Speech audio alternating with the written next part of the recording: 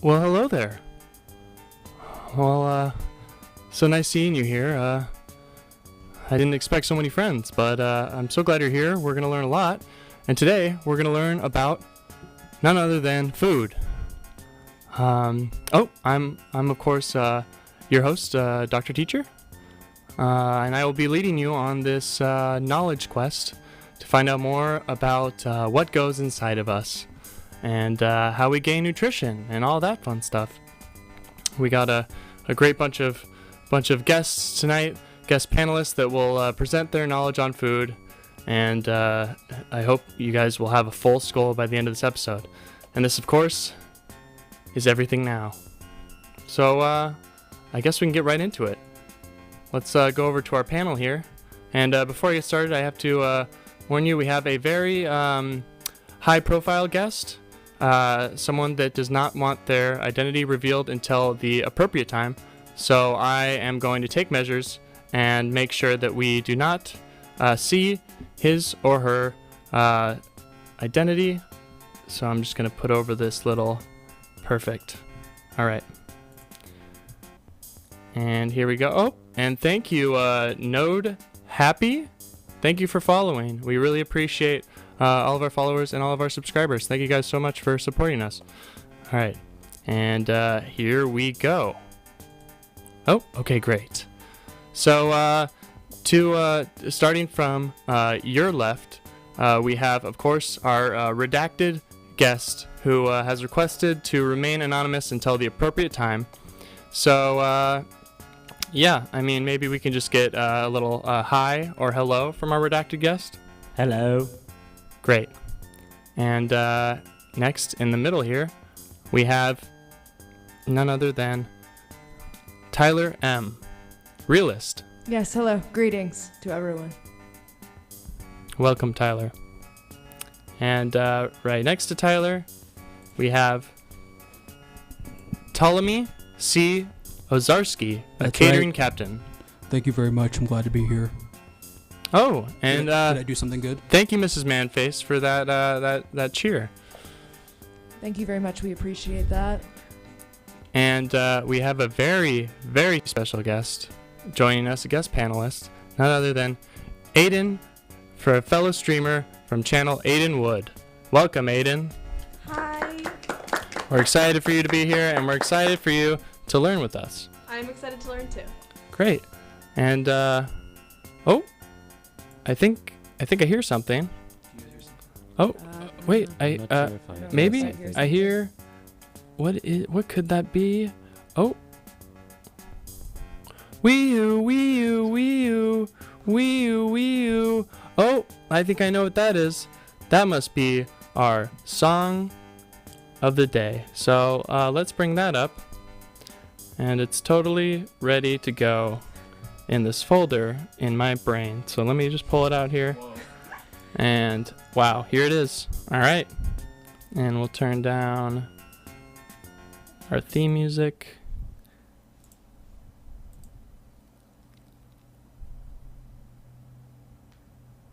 Is it playing? God only knows. And here we go. Boom.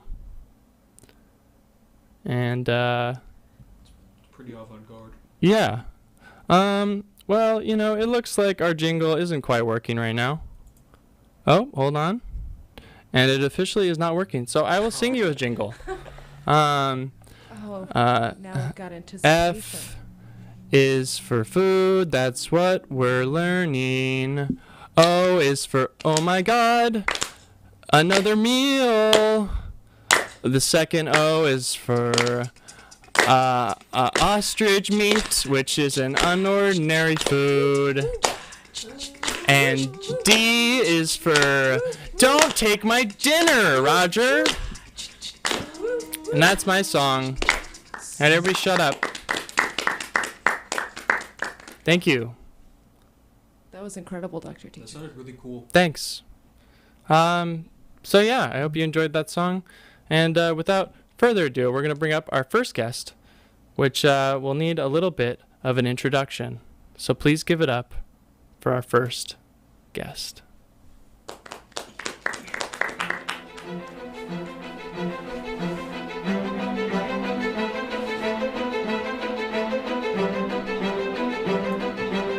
In 1998, the British Secret Intelligence Service began a highly classified research program known only to a select group of elite scientists and espionage experts.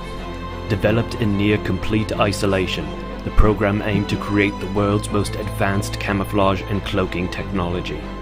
Researchers pushed the human body to its limits, achieving feats of biological engineering previously thought to be impossible. They were able to transform the appearance of these brave men and women into something completely unrecognizable from the human form. They created a spy that was truly able to hide in plain sight. The world of espionage had been forever changed, but at what cost?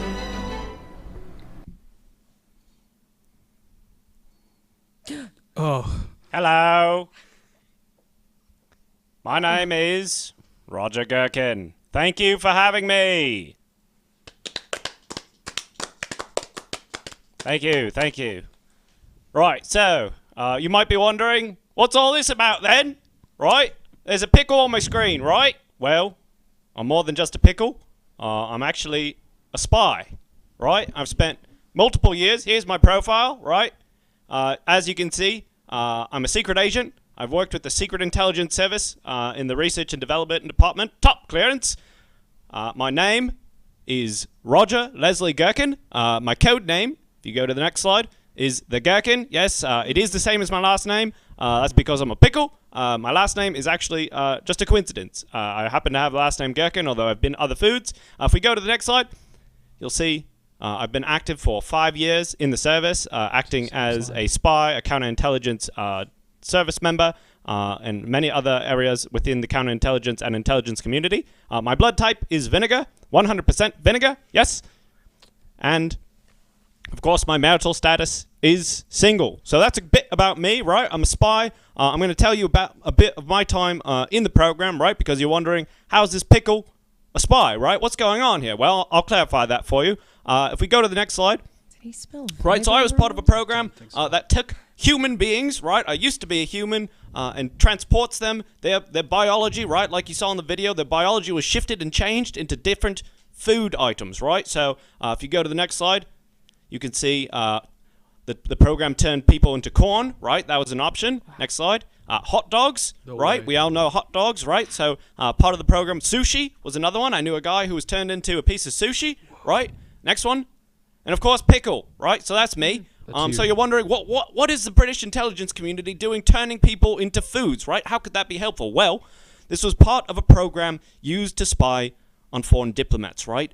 Huge, impressive people who are difficult to get in front of, right? And so we use this technology, right, to get in to the banquet halls, to the conferences, to the royal dinners and things like that. If you go to the next slide, you'll take a look at what I'm talking about here.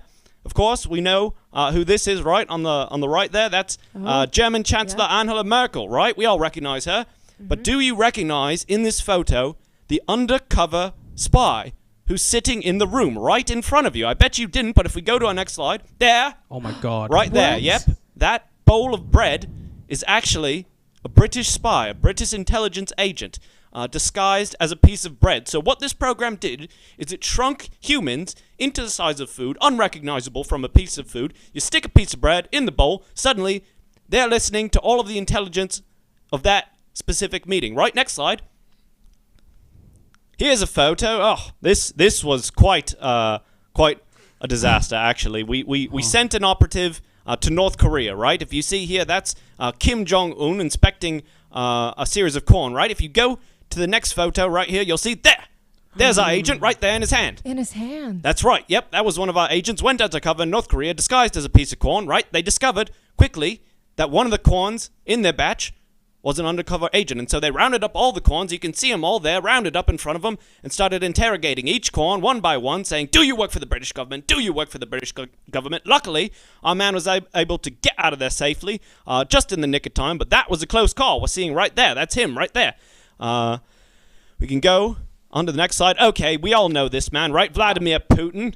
perhaps one of the greatest oligarchs, one of the most powerful men in global geopolitical spheres, right? But do you see in this photo the British spy? Does anyone spot the British spy? You see, there's only one man, but if we go to the next slide, It's a glass. boom, there he is. That's right.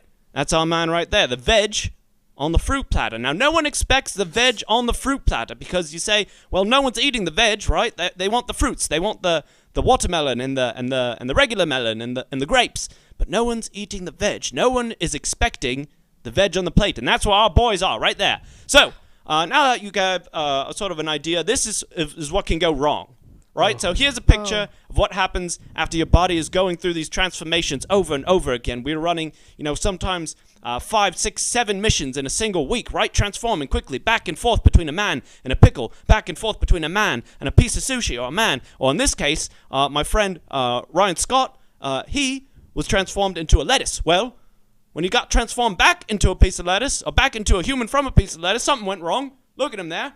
Just a face on a piece of lettuce, right? Extreme agony for him, right? He's got a human face so he can scream and talk. Well, that's pretty bad. But look at this next person right here. Oh, right, this God. Oh no. Yes, I know it's graphic, but this is the reality, right? This is what we're dealing with. So this right here is a friend of mine, Candace Clive. She was an undercover operative. She was disguised as a croissant for an undercover operation in France. When we tried to cover her back, when we tried to change her back into a human from a croissant, this is what happened.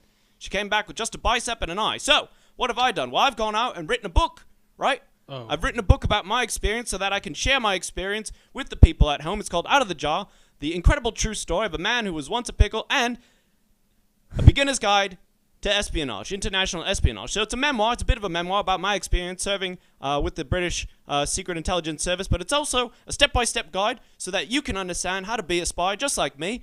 Some tools, some tricks that'll maybe get you out of a bind. I sell this book on my website. If you go to my website, next slide, you can buy 2 books for the price of 1 right now. That's just for you at home. If you're watching right now on Everything Now, if you go to my website, Roger Gherkin at gherkin.net, you can buy 2 of these books Out of the Jar for the price of, next slide, there it is, $39.99, right? So that's 2 books. You get 2 books. That's like 2 books for $20 each. Pretty expensive. But you're getting 2 books for the price of $40. That's a good deal. But $20 per book. you might be saying to yourself, well, what's going on here? I thought this was an educational program. And it seems like this man is just coming on here to sell his book, right? Well, there's where you're wrong, right? Because I am trying to sell my book, and it's a great book, and I implore you to go to your nearest audio book or freestanding bookseller and pick up a copy. But if you don't do that, I want you to go home feeling like you were informed. So if we go to our next slide, there it is, a free demonstration, right? So I am going to take you through a free demonstration of some of the tactics and tacticians that I use, the strategies that I used in my time as a spy for the British Secret Intelligence Service. So one demonstration I'd like to run with you here on Everything Now live is an interrogation scenario, right? So part of my job when I'm going behind enemy lines is occasionally, like my friend in North Korea who got caught with the corn, sometimes you're going to get caught. Right? It's just a reality of being a spy. Occasionally, they're going to capture you. They're going to drug you. You're going to fall asleep. You're going to be hazy in the memory, right? You're going to come to in a scary room. Maybe there's a chair. Maybe there's a desk. Maybe you're shackled to the desk, right? But you're going to have to remember, what type of food was I? And what have I done wrong? Right? You're going to have to know those 2 bits of information in order to escape, right? That's very important. And so, what I'd like to demonstrate for you right now is how I escape from these scenarios by figuring out what type of food I was transformed into. Maybe it was a pickle, maybe it was a piece of corn, and then also what type of crime or reason that I've been obtained and shackled into this scenario, this interrogation scenario. So what I'd like to do now is I'm going to leave. I'm going to take a step outside the door, right? And then you at home and you on the panel are going to decide together a type of food that I would be disguised at in this scenario. It could be any type of food. Doesn't matter. I will decide, or I will discover over the course of the interrogation what type of food I am, and you'll also decide on a specific crime, right? So you in the chat at home, choose, not right now, don't let me see it. I'm going to step outside the door so that I can't see what the information is, and then once that happens, I'm going to guess which type of food that you've decided, and I'm also going to know which type of crime that I've committed. Does that sound good? Does that sound good to you on the chat? Yeah, absolutely. Great. Wonderful. Excellent. Okay. So I'm going to step out now. I'm going to step outside. When you guys have decided the type of food and the type of crime, just give a rap on the door. I'll come back in and we'll start this interrogation, right? All right. Very good. Yeah, All right. Absolutely. See you later. All right, guys. So you heard him. Oh, and there he goes. So pick a food that our friend has been turned into, and also crime. What do we think? There's all kinds of food. Sour Patch Kid I'm seeing in the Tom chat Ajon is in the chat good. says Sour Patch Kid. Yeah, I mean, that sounds pretty good. Okay, I like that. Yeah, we should run with Do you that. want to Maybe. just run with that? I mean, that's the first. Sure. What kind of crime did he commit? Espionage? I guess espionage. Espionage. Maybe a specific kind. Oh, Yeah. there's Corporate. vehicular horse slaughter. Registered. Arrested for trying to arrest someone. So Okay, sort like of a false arrested citizens- inception. Yeah. What's parricide? Parricide? I think. Oh, I was thinking patricide is killing your Oh, maybe father, that's but it. parricide, I don't know. Huh. Potato that threw trash on the ground. So littering. A great Sig Lord, suggestion great all in its package. own. I think we're sticking with the Sour Patch Kid. It's Yeah. true, yeah. But potato, amazing I like where suggestion. you're coming from. Yeah. Yeah. Okay. Dance the entire night away. Yeah. That's pretty good. What about loitering? Loitering's good. Eating too many pistachios. Jaywalking is a serious Let's deal. get a couple more in here, and then we're gonna make an executive decision. Yeah. And if you in the chat are feeling like you want one that you've seen it suggested by someone else, feel free to Bump it up. bump Just go that ahead and one say up. it again. Bump. Litteroidering. Wow. Litteroidering. Hamburger writing a bad check. That's also, again, a great package one, but we're sticking with Sour Patch Kid. Yeah, Sour Patch Kid just has such a specific set of characteristics. And we also have petty vandalism from McRidgley. I don't know if that was mentioned. Thank you. Yeah. That's a good one. What are we thinking, guys? What do we think is a good one to give clues for? Let's see. We got I like patricide. patricide killing the father. Mm-hmm. We can do that. It feels like a Sour Patch Kid Yeah. would have some sort of It's got a good There's a vendetta paternal against issue. Yeah. authority figure. So yeah, do we like that? Chad, are we good with a Sour Patch Kid who killed his father? Great suggestions all around, everyone. Yeah, excellent work. We've built quite a world already. I feel like there's a story to be explored in this small snapshot of an image we've created. But Absolutely. oh yeah, okay, cool. Okay. Well, oh They yeah, like it. Thank yes, you. we got a yes. Sounds good. Great. All right. Do you want to give a wrap Awesome. on the door? Are we all feeling ready? Well, let's bring our friend back in. All right, get in here. Get in here. Oh no, where I've Got a been lot of taken captive. explaining to do. Sit down. And I don't know You're where sitting I down. am. And I don't know what I've done or what type of food I am. All right. I'm How- in quite a bind here. Well, why have you taken me capture? Well, you were so nice at first. You were so sweet. yeah, you're smiling at us and But then things changed real quick. Absolutely. Right. I was very sweet, almost like At first. like a piece of candy, almost.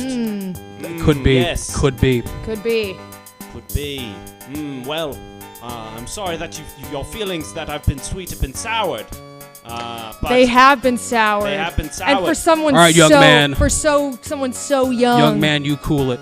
And it appears that I'm also a young person. Mm-hmm. Well, that is very. You should interesting. know that, young person. What do you mean? It appears I'm a young person. Of course. Yes, Don't I'm. you know what you are? Of course I do, and I am a small piece of candy, and That's right, but a sweet piece of candy. Perhaps a type of candy that is sweet and then sour, or sour and then sweet. guy's a you're pro. describing yourself so far, you traitor to some nation. Sick Of fuck. course, and that is why I'm here, right? Because I was a traitor. Oh well, you're a traitor to your own, I would say, more than anything else. Yeah. I mean, Right. Okay. It's just disgusting what you've done. Usually, the ties that bind. you're kind of so colorful, and yet Of course, you're so yes. And betrayous. I've got many colors, and one of them is red or green or blue. That's many colors. Absolutely. Excellent. You've listed Yes. many colors. Basically Now you I- said a rainbow. now one I have color, a and then betrayal. you said 4 colors. Of course. And and therefore I am a sour worm. Ooh, you're sour. And Of course I am. I call you a worm, but not literally. When I look Right. at you, I see a worm. After I heard what you've done, I thought, even This though guy's- he looks so sweet and cute with his little face and his little arms. Yes, oh, of course, and I have tiny little arms because I am a Sour Patch Kid. You Yes. Yes. bastard. Yes, I've You discovered. bastard. I mean, I have known all along that I was a Sour Patch Kid, but that's not the only reason that I am here. I'm a Sour Patch Kid who has betrayed someone in some way. Oh, you've betrayed the most important person. I didn't think a kid Or was people capable in of your this. life. Yeah. It's I've to come betrayed into this my own friends who are also Sour Patch Kids. the closest friends you could have. Ties that run deeper than even the other children. They taught you around. how to play catch, man. They taught you how Of to course, play catch. and I've betrayed my baseball teammates, and that is why I'm locked away and being interrogated. Not because just your I am- baseball teammates, perhaps the coach who signed up only when he heard you were interested. My God, I've betrayed It's this. my T-ball coach, and I am a Sour Patch Kid who has betrayed his own T-ball coach. Yes, but your T-ball coach happens to be the person whose van you arrived to practice in, Aha! who put your favorite goldfish crackers in the center divider and is ready to pull them out whenever. and cut off the crust My- on your sandwiches like you liked. God, my T-ball coach is also the bus driver. God damn it! What kind of bus drivers have you had, That is kid? that is sick. This guy wrote a book on the subject. I'm a Sour Patch Kid who has betrayed my own baseball can't bus believe- driver coach. I can't believe you won't even name him as what he is. Him, yes, of course, it is Him a and man. her. Him and Right. her. The ties that bind you are deeper Right. than almost any bond. Blood. Blood, thicker yes, and of water. course, and that is why I've accidentally, or perhaps purposely, betrayed my own parents. Yes. And I'm a Sour Patch Kid. What did you do to them? I betrayed them at the baseball You game. betrayed them in a final way. Right, and The most at the final end of of the ways. baseball game, I betrayed them. That is in the when it final- happened, yes, In the but- ninth, at the bottom of the ninth inning, I betrayed You're my not wrong. parents, and I am a Sour Patch Kid. You betrayed them in such a brutal way, Right. too. I killed them. Yes. Yes. I you killed did. my yes. What the fuck? Yes, exactly. I killed my parents, and I am a Sour Patch Kid, and they are my coach at a baseball game. That we came on organically. That was kind of Right. part of it already. That That- was not part of it. And that is how you do it, folks. And so, using that information, now that I realize that I am a Sour Patch Kid who has betrayed my parents, maybe at a baseball game, or maybe it was at another place, I'll be able to Perhaps. use that information and escape. Right? So, so Wow. that. Thank you. Yes. Whoever Ronky. Yes, Ronky 472. That entire section is in the book, but there's plenty more in the book. So don't feel like you've learned it all from that. I know you've learned a lot from that quick demonstration, but there's plenty more. That was There's incredible. plenty more in the book for you to discover there. So I encourage you to go online and buy my book, Out of the Jar. I hope we did okay for you as interrogators. Yeah, I'm not. If I the speak for most myself, I gifted. Thank you. never, Well done to the panel. Please give it up at home for our interrogator panel. They did a great job interrogating me. Yeah, thank you. Thanks. Appreciate it. I don't. Who could be clapping? I don't. Who is? Great. Shocking. Well, I'd like to open it now up to questions from you at home, or you over there at the chat, you in the chat, or you in the panel. If you have any questions for me about my time in the service, or my experience as a human pickle hybrid, I'd love to go ahead and open the floor to any questions or concerns about my appearance or my performance, my presentation, any of that. I guess. I mean, I have a question. Maybe Sure. this is something you're wondering too, as Okay. a professional in the cooking field. But how long were you in the brining fluid for exactly?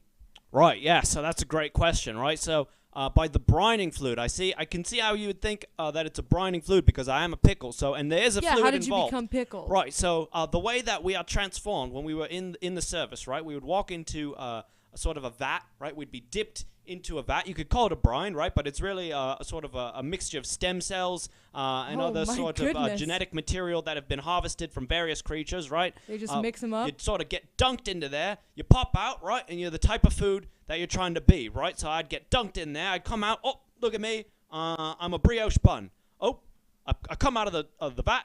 All of a sudden, oh, I'm a fish taco, right? So every time Wow. you get dunked in, you come out as a different food depending on the type of mission that you're going on.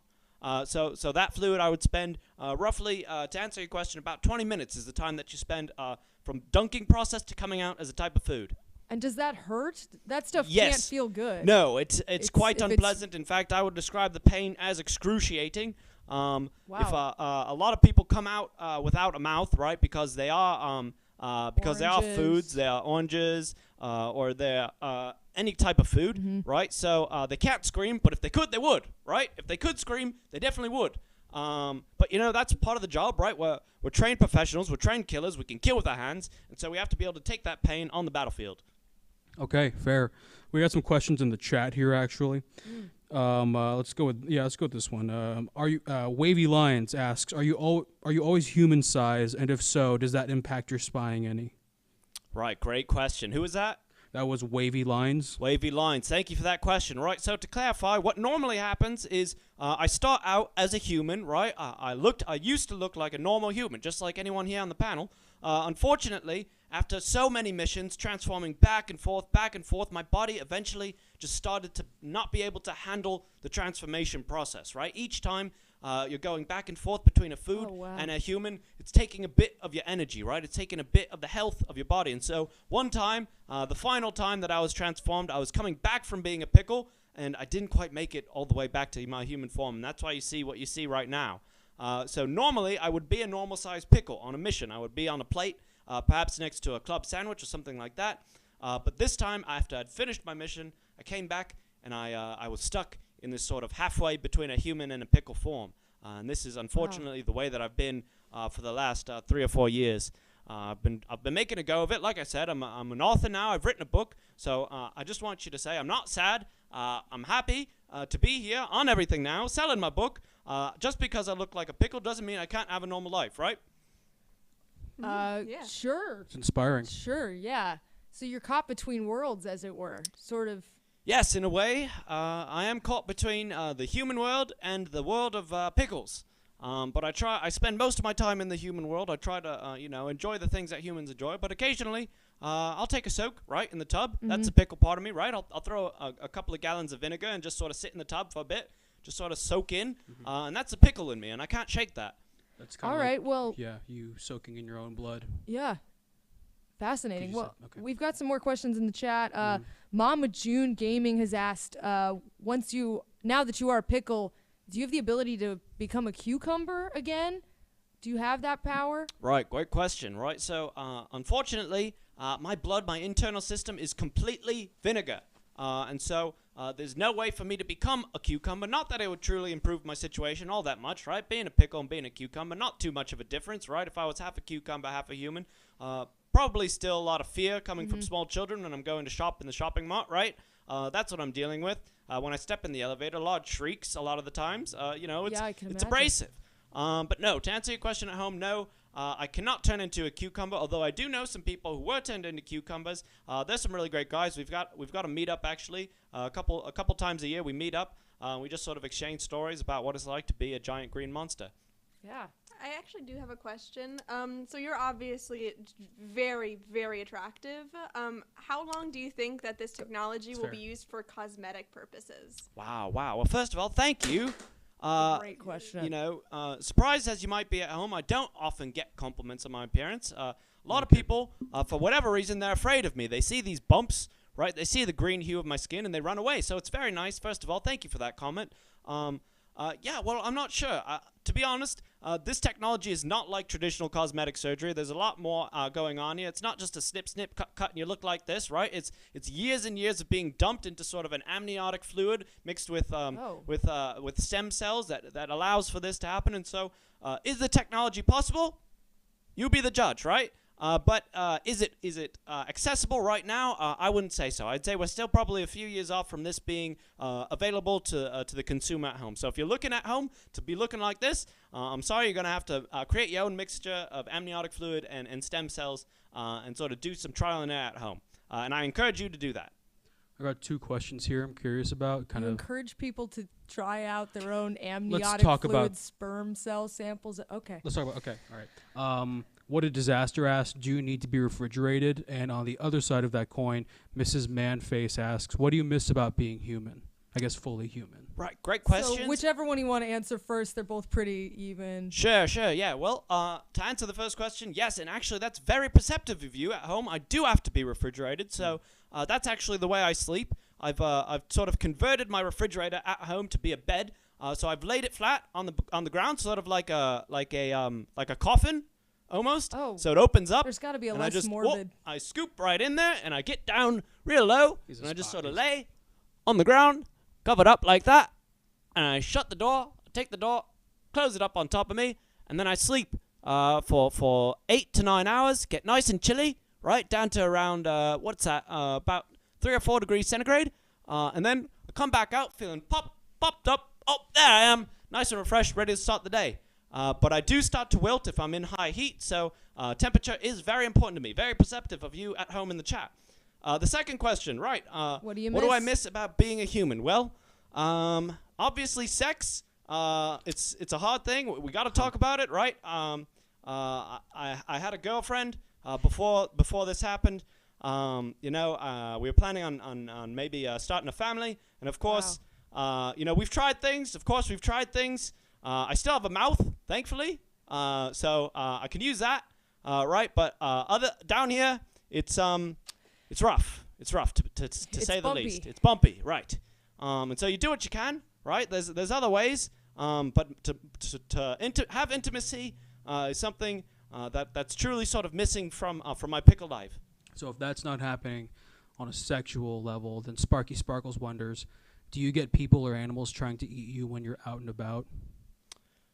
Great question. Yeah. Well, luckily I haven't had too many experiences. Usually people are just so deeply, deeply afraid of me that they don't try to eat me. They're just shrieking in horror. However, there are animals, like you said, dogs. Sometimes when I'm walking down the street, a dog will spot me, think I'm some sort of chew toy, run after me, take a bite out of my butt or something like that, run off with it. Naturally. And that's something that I deal with. So yes, I do have to keep an eye out, keep an eye on the dogs or birds. Sometimes a bird will swoop down, sort of take a peck at me, and then it'll realize what I am, and it'll fly off.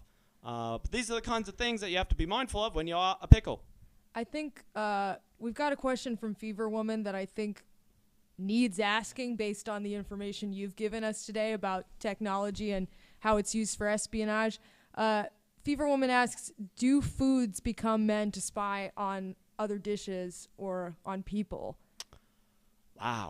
Wow, that is... Because I think we're all realizing for the first time that maybe the food around us could be a person, so... That is something that, to be honest, Fever Woman, I hadn't even thought about that, really. I mean, yeah, I've spent my entire life turning into food, right? I spent my entire career as a human trying to spy on other humans as food. To answer your question about food spying on us as humans, or spying on each other, rather, I guess, by turning into humans, well, I suppose it's possible. I'm not sure. How a food item would be able to sort of create that technology, but I don't think it's outside of the realm of possibility. I mean, look at me, for God's sakes. If I can exist, anything is possible. So it's a great question at home from Fever Woman. Unfortunately, I'm not sure the implications. Maybe on later on today we might find something out about that. Speaking of spending your whole life turning into different foods, and how that process kind of degrades over time, I'm wondering if that is having something to do with the fact that you don't seem to be one pickle, but in fact many pickles. Is anyone else seeing this?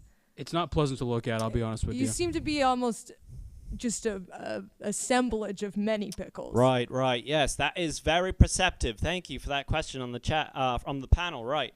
If you're looking at me, you're saying, well, wait a minute, he's not looking like one pickle. It's almost like he's sort of a shifting, sort of difficult to spot. multitude of pickles, right? Almost like an optical illusion. Right, yes, it's very confusing, and I can understand that. Well, Truly a nightmare the to truth of the look matter at. is, part of the process when I was transforming back and forth as I was being transformed into multiple pickles, right? And so when a human is transported into the sort of body of a food item, you can't choose one food item, right? There's not enough genetic material in one pickle or one piece of sushi or one hot dog to transform all of that genetic information. And so News to me. when that process is taking place, there's actually many pickles that are being, their genetic information is being utilized in the process. And what you're seeing here is sort of all of the pickles that were utilized in the process of creating me.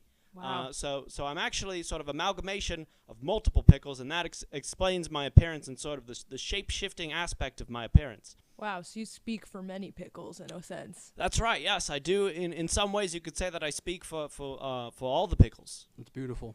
Wow. That's beautiful stuff. I think on that note, I think a while back someone asked if your new situation has affected, do you eat pickles now? What do you eat now? Sure.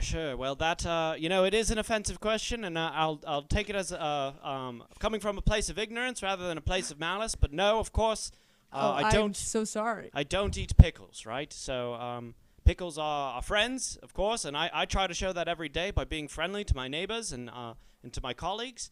But no, I don't eat pickles. There's plenty of other foods I like to eat.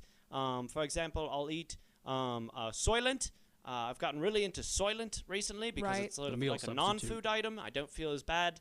I can drink that stuff. It tastes terrible. I won't lie to you now. Soylent tastes horrible, but morally speaking, it's pretty much the only thing that I can get down these days. So I do drink a lot of Soylent.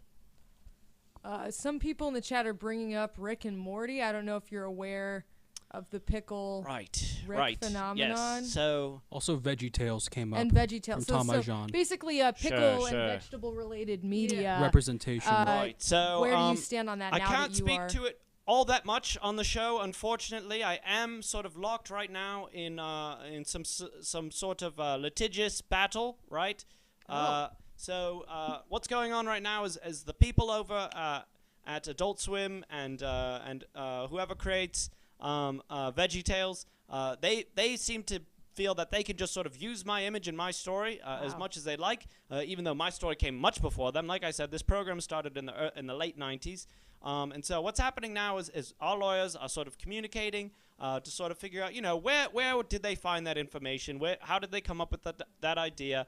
And hopefully by the end of it, everybody will get their cut of what is becoming, it seems like, some sort of media empire that I'm not being a part of. So to be clear, I'm under the impression that those programs, VeggieTales and Rick and Morty, sort of took my appearance, took my story, and used it for their own against my will. And so, Wow. so I am hoping to be compensated for that at some point. But I can't speak to it too much right now because it is an ongoing lawsuit. And I don't want to give too much away to the opposition at this point. But let it be known that I do not support Rick and Morty. I do not support VeggieTales. And I do hope that they come to their senses and give me the credit that I deserve for the horrible experience that I've had that they're now using to fund their projects. Wow. Thank you. Very eye-opening stuff. Yeah, truly. We respect your experience. Yeah. Thank you for your service. Pretty eye-opening. Thank you. And also, I mean, you're hot, right? Yeah. Absolutely. Well, I don't know. Thank you. I do hope, one day I'll find love.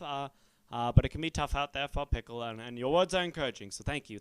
Maybe someone in the chat will throw you a bone, if you will. Yes, if anyone's out there, I am single, so if anyone out there in the chat is interested, please, you can find me on Twitter, or reach out to the show. I'd love to take you out for a nice dinner or something like that. Not but pickles, that's not- though. Oh, not pickles, Nice no. Soylent. A nice something, maybe some Soylent. Sure. A nice Soylent date. I have one last question, actually. If your book got optioned, who would you want to play you in a movie? Oh, wow. Wow, that is a great question. Probably Who someone with, like, leathery who would skin. play me? I would Like a say Mickey Rourke? Yeah. maybe like a Danny Glover. Oh, wow. Okay. Okay. Is it too late? Is it too late to get a Danny Glover? No, he's still out and about technically. But for an action movie like this, I mean, I'm I trying just to. think he's got like a great vibe, you know? I don't trying know, to- the look isn't quite there, but the vibe is, you know? Right. I'm trying to think of who has the most sun-faded skin. Have you considered Daniel Day-Lewis?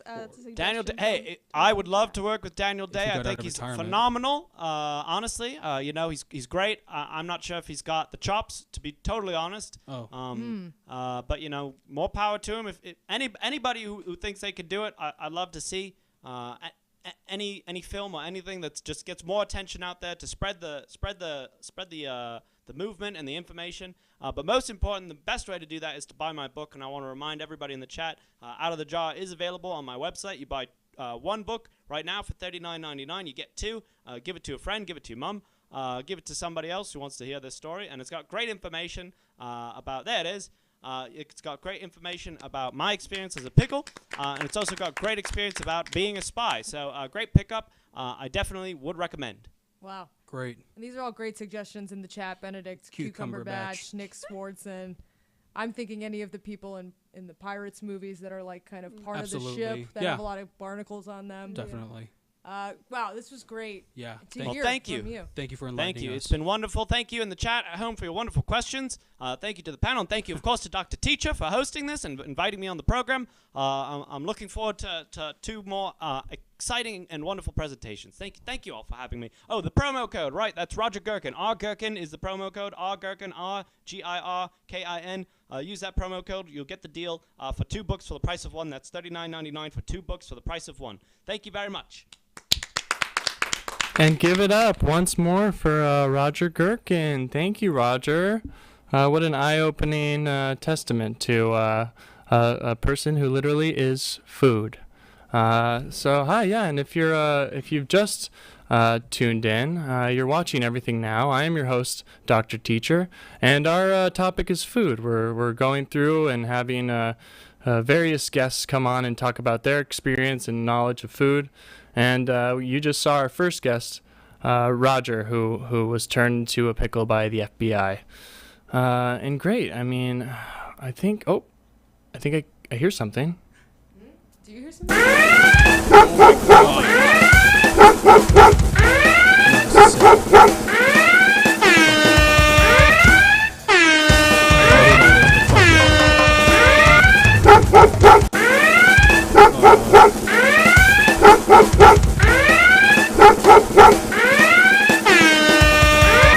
Okay, now I'm getting scared.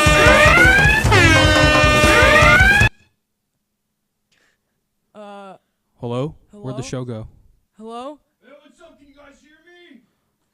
Who am I? Oh, Oh, God!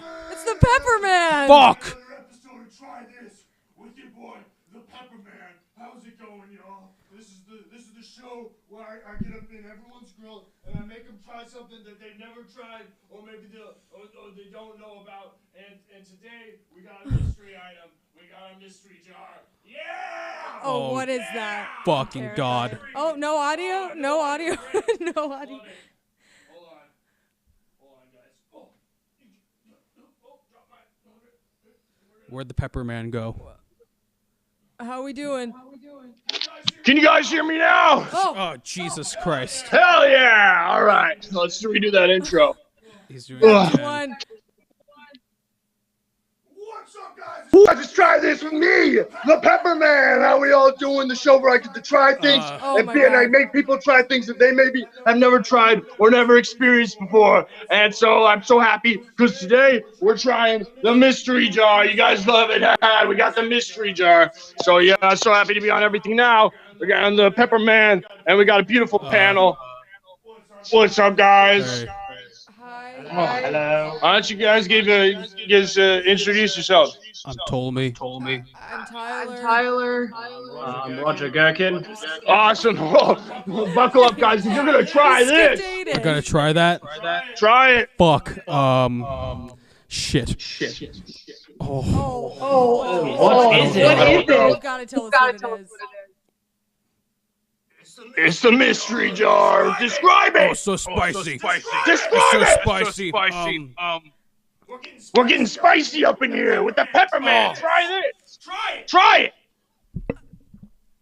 Okay. Get a sniff in there. Oh, you got some on your sleeve. Okay. Lick it off your sleeve. Okay. Pepperman, are you single? Oh yeah, try this, Pepperman. Okay, here I go. Oh, eat it.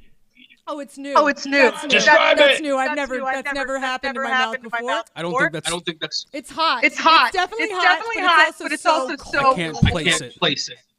smooth. I'm a chef. I should be able to do this. Mike, hey, how's this sound? Huh? Yeah, try this. Try it. Try it, Pickle Man. Roger, just try it. All right, I'll try it. He'll get out of our face if you just try it. It's so. Let me. Okay, here I go. Oh. What does it taste like? Spicy? Oh, it's so spicy. Be that spicy. Oh, it's so spicy. Why is it so spicy? Describe another word. Rough. It's rough. It's definitely rough. I'm not Great. liking it. It's grainy. Great. Just a little bit of sand. It's like there's sand in there. Yeah, sand, I like it. Well, producers say I only get 3 guests, so, sorry. What's your name? Just say. I don't have one. I think that's a good. That's fair. Great, Don't give him your great. information. Don't give him your information. Oh, I turned on my super high def camera. All right. Well, you know what it's time for. It's time for the Pepperman to go back to his den and eat is the some den? more of this mystery jar. What? I hope he doesn't come back. Oh my God. Oh. Oh, Oh. Okay. he just went in. Yeah. Spicy!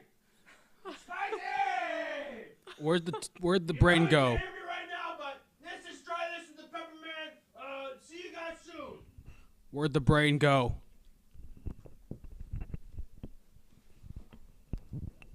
Oh God, it's playing again.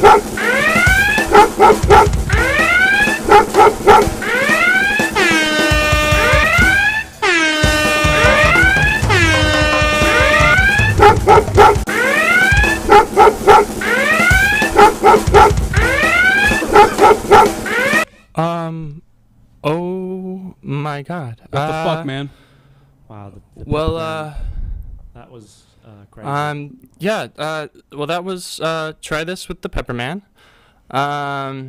Yeah, sorry for any peaking audio levels. The Pepperman sent me or I guess I should say faxed me. I didn't even know I could get faxes. He faxed me a piece of paper that says, "I have no rules," spelled with a Z. So I couldn't send him a breakdown of the technical aspects of the show. But yeah, anyway. Next up, we have a very special guest. Oh, I am just so beat. Okay, back to the show.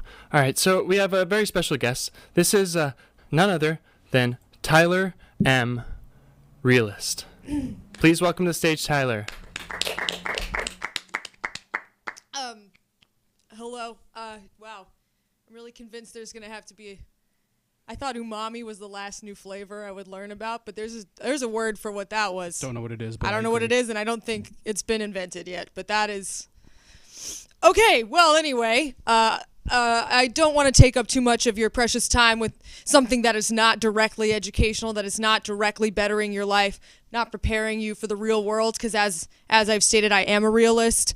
My name is Tyler. So let's dive into my presentation.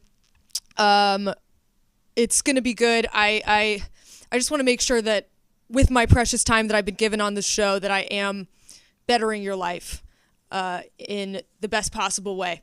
So thank you, first of all, to Everything Now and to Dr. Teacher for letting me come on here and speak about a subject that I'm incredibly passionate about. In fact, I would say I'm angry about. So yes, hello. Thank you kindly for giving me this time slot. You're probably wondering what I'm doing here on this food episode. What do I have to talk about? If you'll go to the next slide. I want to talk about kids' menus. I want to talk about them because they are one of the, many scourges of our society. Kids these days aren't prepared for how hard life hits them right out the gate. And kids' menus are something that come into the hands and go across the eyes of kids across this nation. And it's a contact point, a useful contact point for delivering information to children. And we're using it for things like, oh, hey, draw a funny hat, or, oh, hey, connect the dots, which are two scenarios kids are never going to have to confront unless they are in the extremely lucky position of being a hat designer or they have an emergency where they need to label a constellation. So we need to revamp kids' menus to prepare children for what is really going to happen to them in life, because life is actually pretty bleak. So if you'll continue to the next slide. Why do I feel so strongly about this? Well, because I'm living proof that kids need to be prepared rather than coddled, okay? I mean, things are happening out there in the real world that are not being addressed, okay? And I just don't want another kid to go through what I went through, stumbling through my life, not ready. So please move forward, and I will... Today I stand before you nearly 8 years old, with my life mostly together. But back when I was younger and life hit me, I didn't have the tools to deal with things. And I'm not trying to have a sob story here. The things I've dealt with are things that probably many kids are dealing with that are just real. For instance, when I was a baby, my dad forced me to build my own cradle out of the raw materials around me. I, of course, ended up sleeping on an uneven pile of oval makeup removers with magazines as blankets for 2 years. Now, of course, after 2 years, I eventually figured out how to use a bandsaw, and I took my closet door and constructed it into a workable bed frame, but it took me 2 years to get there. If I had had some sort of preparation, some real-life skills, almost like schooling, trade schooling, perhaps I would have gotten there sooner. Another classic experience. When I was 2, my parents left me at home by accident when they went into the witness protection program, and I never saw them again. A classic thing that could happen to any kid, I'm sure. I'm not unique here. I mean, after that, I was adopted by the thieves that came to raid our empty house afterwards, and it was an adjustment. I mean, they exclusively referred to me as jewels and money because that's what they had actually hoped to find in my house. But I had to just deal with that. And again, a situation that no media, no children's media seemed ready to warn me about. Let's see. I don't know, just thinking about my life experience. Oh, another classic thing. When I was 3, my thief mom accidentally ran over my favorite stuffed animal in the driveway while she was on her way to sell it for money so she could get an inner elbow tattoo of a wolf. And to cover it up, she told me that Boris died of a rare and contagious blood infection. Naturally, I assumed I carried the blood infection as well and adapted to avoid human touch for the rest of my life. Now, if someone had warned me about such a thing, instead of wasting all of my kids' TV time with things like Dora and, SpongeBob, maybe I would have figured out that Boris couldn't have carried a blood infection and I didn't need to grow up completely terrified of touching other people.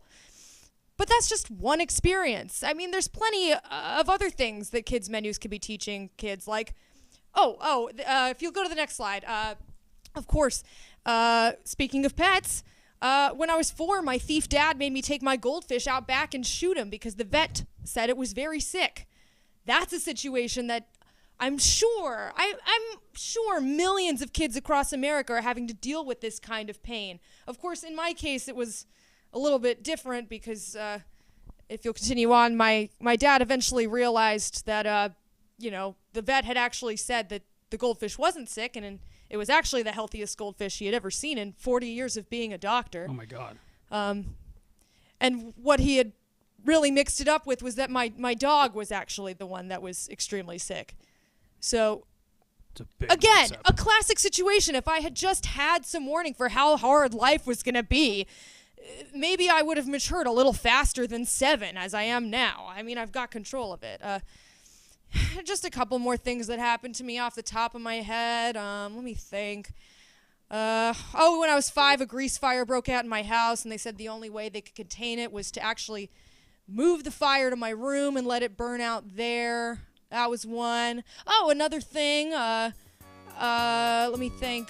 There was, when I was 6, I had to get a job as a waiter to support my parents' dream of having no responsibilities at all. And on national TV, I became the first person to get fired at the end of an episode of Undercover Boss. You know, the part where they're giving people houses. Oh, that was you? That was me. Oh. You probably don't recognize me because I was 5 or 6 at the time, but now I'm much older. I'm nearly 8. But anyway, the summary of this is that anything can happen whenever. My story's, I'm sure, not unique. This is probably the kind of tale you've heard from a lot of 8-year-olds. But kids need to be ready and aware about these kind of things that could happen throughout life. And so, what I've done, the crux of my presentation here, is if you'll move on, I want to show you what I'm doing. This is a normal kids menu, okay? Looks familiar. Looks kind of froofy, you know? Kind of not full of substance. I've taken this kids menu and I've transformed it into a much more relevant model that will give kids something real to latch onto and something that will prepare them for life. If you'll reveal, this is my kids menu. Now, the first thing you'll probably notice is, if you'll go to the next slide, it's no longer a kids menu, it's a dependence menu. Because I think there's never too early of a time to become aware of where you stand in terms of finances and the burden you do or don't place on your parents. You never know when your thief parents are going to start making you do taxes. So these terms you're going to have to get familiar with before you're 8, like me. All right, continue on. This is the normal mascot that many kind of kids menus have, sort of a jovial chef. Maybe they have a funny animal. Not for me. I wanted to put someone on there who kids might actually have to interact with and deal with. So I put my angry landlord who has a breathing stoma, you know, one of those scary holes you get in your throat when you have surgery after throat cancer. And of course he's saying, you can have soup, because kids need to realize that rather than having a menu of options, sometimes what they want is determined for them by the limits of their circumstance. So just get used to looking at that breathing stoma. You really get a close up with the mucus, and you just this is a real person that's gonna catch you off guard in real life unless you've been exposed to it already in menu form. I want you to see real people have real experiences, not just funny, happy chefs. A word search, of course. A classic menu tactic for distracting children. But this is pretty weightless, you know? So what I've done is I've revamped the word search to make it a little bit more realistic. This is 40 letters by 40 letters, and the only word in the word bank is friend. So, of course, this recreates the experience in real life of how extremely difficult it is to find a genuine and reliable friend in the world, sort of like finding a needle in the haystack. I mean, for me personally, it's been difficult. Most of the people I've considered friends in my life have turned out to be con men, or they were just being extremely sarcastic when they talked to me and I didn't realize it. So this is a little bit more of a accurate representation of what you're going to deal with throughout the rest of your life. All right, if we could, and there of course is the word friend if you were looking for it in the chat. I did make it diagonal because that is the most difficult thing I could have done. It's not even left to right or up and down, it is diagonal. It's fucked up. Yep. Of course, a word scramble. Another classic entertainment mechanism for children. But what goal does this word scramble have that I found with a quick search of the internet for Happy New Year? No goal, really, other than, I guess, to recognize words. But my word scramble, on the other hand, is a reverse word scramble, where you take these phrases and you scramble them so that you can see what it's like to have to read the directions of an EpiPen when you have dyslexia. A very common situation that I've experienced at least once when I went to my teacher after school and said, I've been having trouble reading. I think I might have dyslexia. And she said, oh, well, maybe perhaps the threat of a life hanging in the balance will fix that and you'll be able to read. So she downed an almond right in front of me and then started having a reaction. And if I had just known that that kind of thing could happen when you're 4, then maybe I would have been more prepared. And I did save her, but it took me a minute to read the instructions on the EpiPen. Now I'm an expert, but the kids of tomorrow should know before they go in to meet with their teacher about dyslexia, not as it's happening. All right, that makes sense. Oh, of course. A maze. We all love mazes. Everyone on the panel, we love mazes. Of course, I love a maze. Sure. Right. But this maze is just teaching kids how to guide a horse back to the barn. Now, a few people will have this experience. I don't want to minimize the experience of people who own horses or barns, but it's a pretty low-stakes scenario, and you'll probably be able to figure it out. Mine is a bit more informative. The instructions here say, your friend was last seen at a McDonald's play place 2 days ago. Can you lead them home? This presents a bit more of a frightening scenario that is hard to cope with if you see it for the first time in real life. I, for instance, made a friend on Club Penguin. I decided to relax one time in my life and log on to Club Penguin. I made a friend, and about a week later, I hadn't seen them in a while. Their penguin reappeared, and the little speech bubble said, "Hello, Tyler. This is not Alan. This is Alan's father. Alan is considered missing by the Broward County Police Department, and at this point, we have no leads. Best of luck." And that's how I found out my friend was missing. His father reached out to you over Club Through Penguin. Club Penguin. His father Yes. logged on to his Club Penguin account to tell you. Yeah, that? he was doing his due diligence, I believe, just making sure. Right. I guess Club Penguin was a pretty important place for his son. But if you look at the maze closely, you'll see the really final lesson of the maze. There is actually a box around the McDonald's play place, so there actually is no way to get from the McDonald's play place to home. And that's because, of course, if your friend or someone you know has been missing for 48 hours, the odds of them returning home are slim to none. And that's really the lesson I want kids to take away from this kids menu. I want them to be able to say that to their parents and understand that when they get home. So, yeah. Last but not least, here's a pretty silly looking exercise for a kid's menu. We got matching words to pictures. Pretty easy, pretty simple. Not a huge lesson here. So what's another version? Oh, this is much more helpful. Can you circle the mole on the sunbird shoulder that is probably or could be cancerous? This is extremely important for kids to be able to know. I, for one, was in a doctor's appointment where my doctor said he couldn't distinguish between which moles were cancerous and which might need to be biopsied or not. So he said, let's just biopsy every single freckle and mole on your body.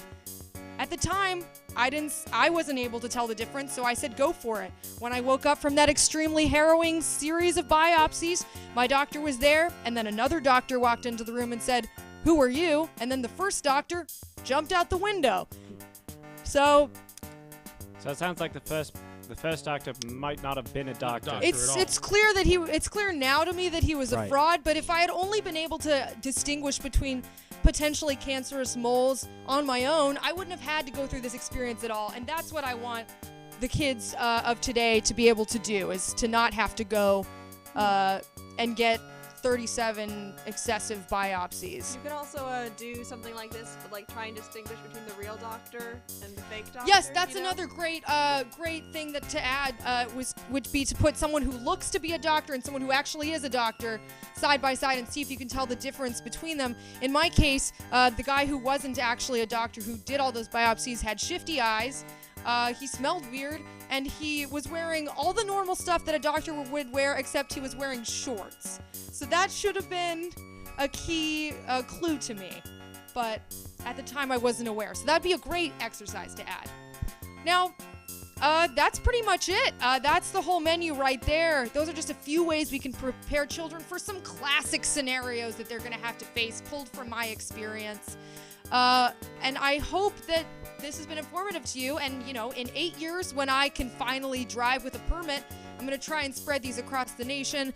And hopefully you guys can download. We'll post the menu, and you can download it, print it out, and make sure you bring it with you if you take your kids to an eating establishment.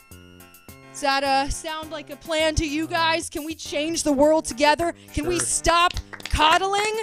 Stop coddling. Stop coddling. Stop coddling. Thank you. Stop coddling. Yes. Thank you. Stop coddling. Great job, Mr. Brain. Stop. Thank you, Dr. Teacher. That was spirited. I'm really feeling excited about changing the world. Now I guess you guys are free to ask me any questions you have about changing the world. Great, yes. And first of all, I'd like to say that was an inspired performance. Thank you so much for that. I'll start with a question of my own. I know that there are many people probably at home who are thinking things like, a childhood should be spent doing things for children, you know, playing with toys, Right. or watching cartoons, and it seems like you are pitching sort of an alternative lifestyle. What would you say to those at home who say that a childhood should be spent doing childhood things like playing in the playground or playing imagination? Well, that's exactly what this is all about. I'm not trying to erase childhood. I'm just trying to take the tools of childhood and make them work for adulthood, you know, work towards adulthood. For instance, you say people are playing with toys, watching TV. You can still do all those things, but you have to keep an eye on the future and on what's really coming, and not just show your kids things like, you know, Roadrunner and Coyote, something that doesn't truly relate to what they're going to experience. For instance, I mostly watch things like Law and Order or Criminal Minds or other shows that are How It's Made, things that teach me what's actually out there in life. So sit your little tots down in front of those things and start to educate them right away on how the world's gonna be. Because if they're 3 years old, it's sort of like learning a language. You know, if you learn Spanish as a child, it comes to you very quickly. If you sit your kid down in front of a show about, I don't know, a special victims unit, then they come to understand that people out there are predators much faster than they would in the moment when they're faced with a predator. It's horrifying, but it's true. I just speak from experience, having had quite a few bumps in my road. Sure. How do other kids, like, are you friends with a lot of other kids? Do you get along with them? I work a lot of jobs at the moment. And you're how old again are you? I'm gonna be 8 in a couple months, so right now Right. I am 7. Not even 8. But I feel like I'm definitely 7 going on 8. If you know what I mean. Like 7 is already in the rearview mirror for me. Thinking ahead to the future, already got plans. So yeah, kids find me difficult to talk to. When they come into the restaurants I work at, and you know the movie theaters that I've been concessions at, it's off-putting to them. I don't really find it easy to connect with them because they want to talk about things like I don't know. I just saw a YouTube video. I'm on the Instagram. Do you like stickers? Things like that. Kids love That does stickers. sound like what kids are saying these Right, days. right. well, Lots of dabbing, and I just don't have time for these kind of things. And it's, you know, I wish that they had their little bubbles kind of popped a little bit so they could get out of their own, you know, just the small world that they're living in and see things the way I do, so that we could have intelligent conversations, and perhaps when we see each other say, hey, have you assessed this room to see if there's any potential threats in here yet? And they'd be like, totally, I have. There's a man at 12 o'clock who looks shady but hasn't exhibited any actively outrageous behavior yet. Okay, right. Well, that answers the question, sure. Jupiter Ninja asked a question, and then I actually had the same question I was going to ask, so we're kind of on the same wavelength. But there's a lot of talk about like the activities on the food menu. But, Right. Like, what about the actual food items itself? I mean, you got your grilled cheese, your mac and cheese, Chicken Right. nuggets. chicken nuggets. Slash I mean, like, tenders. are there any ways that we could revamp those? I think one thing I would say is that we're not making enough bad and disgusting food for our kids. Because odds are, when you're out there in the world and maybe you're living on $1 and a dream, you know, you don't have much going for you, you're going to have to buy food that isn't as beautiful and as comforting. You know, they refer to mac and cheese as comfort food often. It's not going to be as comforting as those items that are typically on a kid's menu. So if it doesn't have to be every time, but if you could mix in every once in a while, have the waiter bring out mac and cheese that's cold and wet and not very cooked, or a burger that just tastes extremely bad in some way. Perhaps, maybe it's been dropped. Maybe there's I don't know, hair on it. I think it's important that they know that food won't always taste good, so that when it doesn't taste good later in life, they're like, no sweat. Almost every other week when I go to Shakey's with my family, I get a pizza that just has a big hole in it and there's some glue on it somewhere, you know? Right. So set the bar low is what I'm hearing. Okay. Is we Right, wanna right, set the bar right, nice right. and low for our expectations, so that when we do experience these things, either they meet our low expectations or they exceed them. Yes, it's sort of a pessimistic optimism. Sure. Realism. Realism, yeah. I would Um, define realism as pessimistic optimism in my case. Okay. Wavy Lines was wondering, what is your opinion of Santa Claus? Santa. I've got a bone to pick with that big guy in the clouds or wherever the frick he is. Okay. This guy brings toys to kids just for being good. I mean, is that the kind of lesson we want to teach kids? That just because they've been good, they're going to get amazing presents? Sometimes you could be the nicest kid in your whole neighborhood and you still get abandoned by your parents when they enter the witness protection program, and you still get fired as an employee in front of the entire nation on Undercover Boss, and you still have your whole room burned down. And you know, and Santa is just making kids think that there's a reward system in place for them just because it's sort of like karma. I also have a problem with karma. Good things don't necessarily come to good people. You have to be strong. You have to the goodness has to come from you. You have to enjoy life despite everything, not because of things. You know what I mean? Right. And Santa is just contributing to this idea that you have to have good things happen to you, and then you open a present and you smile. Maybe you open the window and you see a police car is outside your window and you smile. That's the kind of mentality I want to provoke in Promote children. and provoke. I like Sorry, it. I'm only 8, so Hey, you're doing great. And you're inventing new I've words. heard the word provoke before, but I kind of stumbled through that one. Hey, none of us is perfect, and I think I understand what you're saying. Again, it seems like your philosophy is to set the bar low, right? Not tee our children up for some sort of expectation of a whimsical holiday man here to give you gifts, right? Set the Yes. expectation low. Say when you wake up on Christmas morning, you're not getting presents, you're getting what then? What instead would you suggest as an alternative to sort of the Santa law, if you would? I would say the cold shoulder would be a good gift to give your kids on their birthday. Wow. So they wake up and you immediately ignore them. Just really ignore them hardcore so they know that despite this day having some cosmic significance as the day they entered the world, make them really aware that there's no exceptions. Just because it's their day doesn't mean the world knows that. Okay? Absolutely. And Heavy Flow, thank you for the follow. I noticed it seems that you followed us on the program, and thank you so much for that. Tyler, Jupiter Ninja 95 is wondering, are the kids of today down with Weird Al? Honestly, I've been described as sort of an old soul, so I'm definitely aware of the king of parody, Weird Al Yankovic, and I've heard some of his tunes, and of course, you know, his tunes, I like them because they take songs and make them more about specific experiences, like kind of what I'm saying. They prepare you, even if they are comedic, they talk about real things, like Trapped in the Drive-Thru. Great. Great example. So good. Yes. Eat It, Fat, all the ones about food. Mainly about food, are yes. great. Aluminum foil. Yes, Wow, yes. Great poll.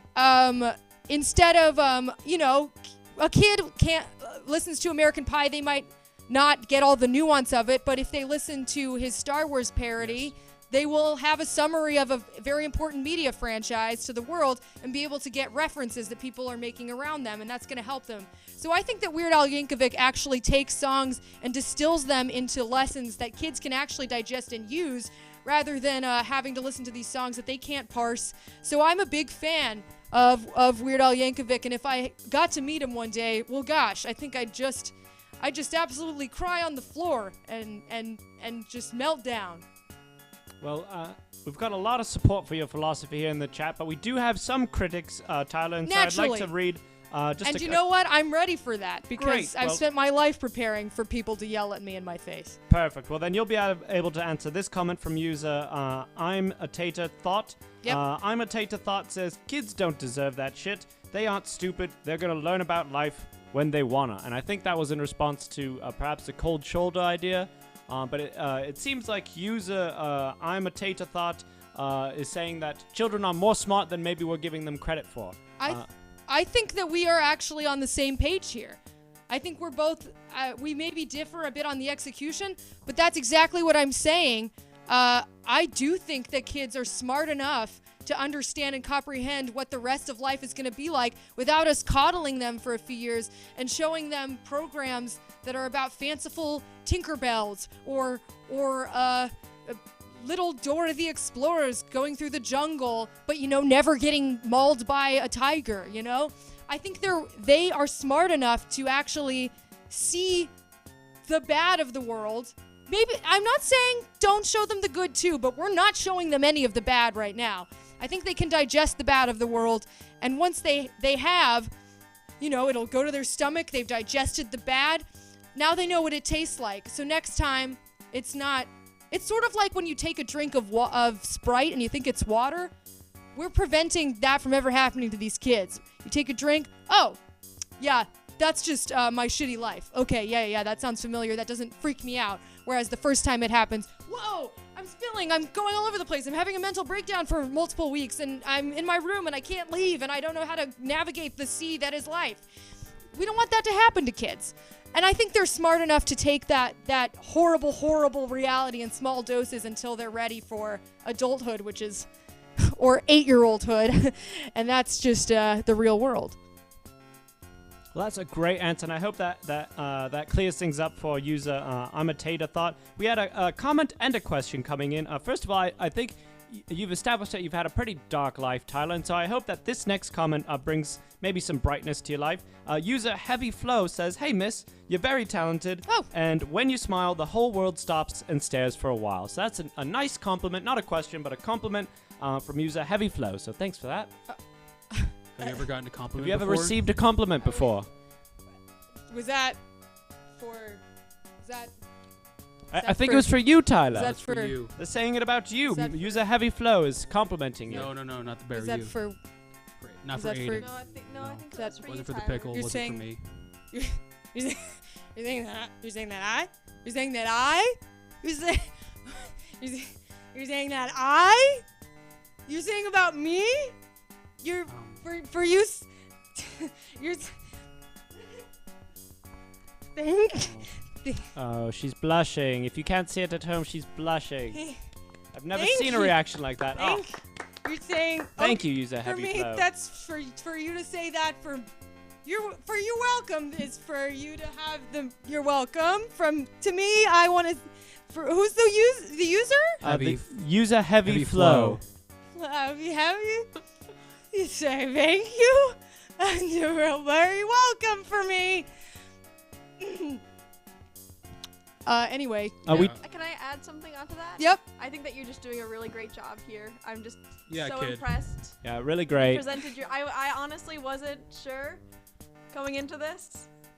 You know, it seems like you're not really used to getting compliments. Like you've really prepared your whole life for insults. But I just want you to know that. Yeah. Can I give you a high five? What? For Yes. you want I want to give you a high five. from to touch? I'm gonna come up. No, I know what it is. I know. For me? For you. That's pretty much it. It seems she's never high-fived a fist bump before. But look at the joy. Look at the joy of a young Sorry, I don't know. 7 going on 8-year-old. Don't know where that came. I don't know where that receiving came the from. first fist bump. Wow. If my mommy and daddy would be shocked to have seen that. Yeah. Wavy Line says Well, that you're adorable. Thank you. Are you okay? You can sit down. You're gonna be all right. No, we're fine. I'm gonna I'm gonna buy a journal today. I think today's the day I'm gonna start a journal because Wow. this is the first day I've ever in my life thought I had to write down something in my journal. Okay. Wow, guys. I lost my train of thought. I was just gonna say that you smell very nice. Okay. And I'm a careful. Tater Thought says that they respect you. Seems the compliments are just flooding in. We've got I'm that's Steve is Fire from Mario Dion. tasting the Sprite. It's the Sprite. I'm not used to it. It's the Sprite. It's not water. Okay. Oh God. Wow. Wow. Okay. She's so excited. Oh Kicking all my over the God. place. I think I'm having heart palpitations. Okay, well, perhaps We might have to. we may want to Yeah. take a breather. Okay. Thank you for those compliments from the users in the chat. You've really seemed to struck a nerve in Tyler. All right. Yeah, You're we're gonna great. wrap it. I love you all. We're gonna. Thanks. Oh, she dabbed. Thanks, Tyler. Is that what I'm supposed to do? Yeah, that's dabbing. All right.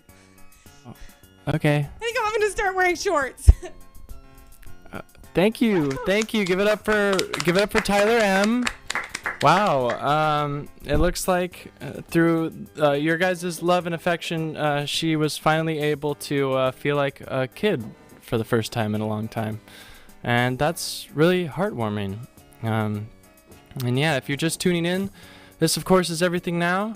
I am your host, none other than Dr. Teacher, and today's topic is all about food. So Tyler just showed us a little alternative to the standard kids menu, and then before that, we had a human / pickle named Roger, who told us about how he was transformed into a pickle by the FBI. So a lot of exciting stuff. It's really it's really soothing, and I'm just glad that we're in such a nice spot right now, and it's I feel really good.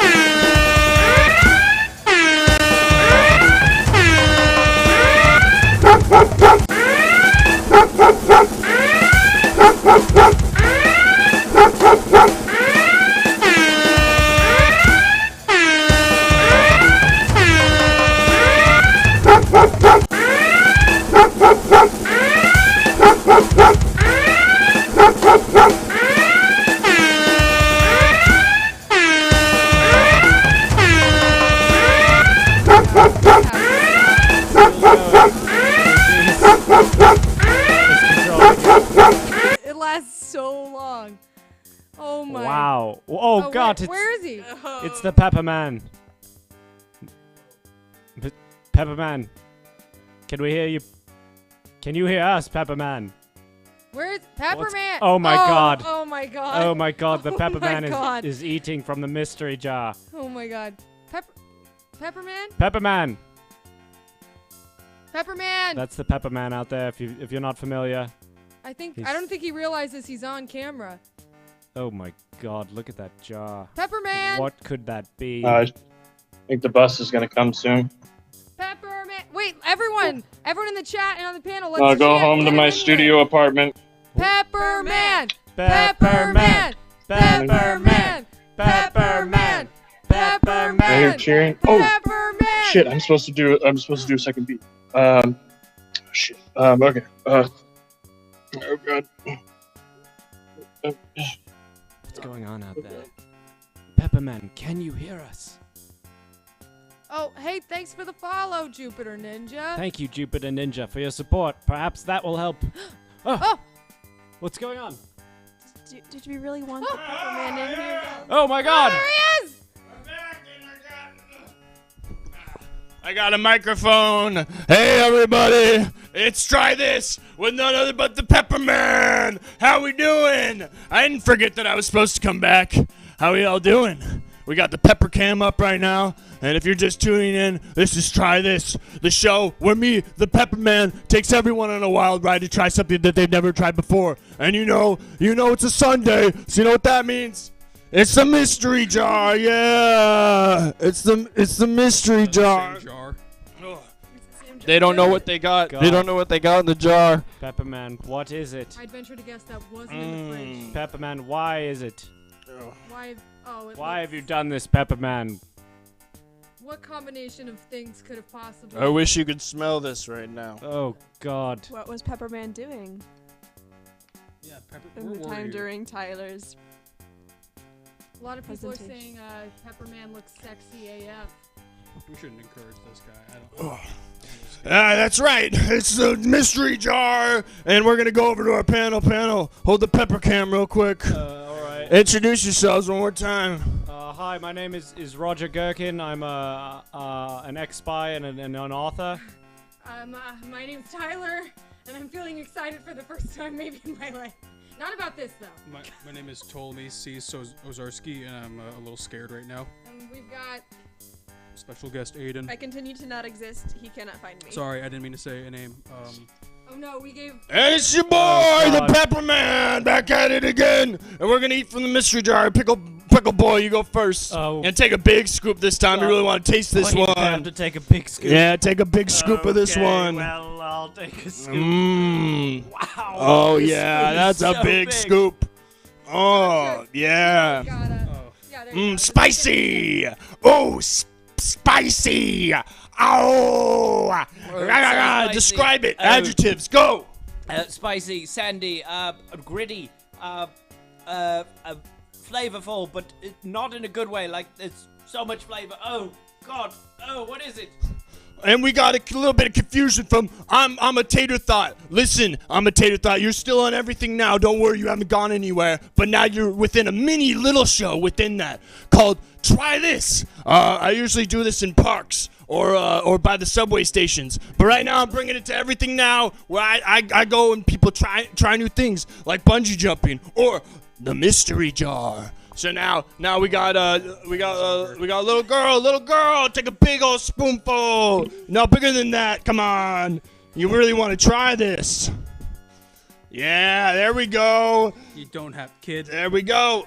I know life sucks. Oh, Jesus. Oh, Yeah. Oh, get that whole spoon in there. Yeah. You really got to try it. She was just feeling joy for the first time, you sick fuck. Oh, wow. Now you feel real joy from the spice. Spicy.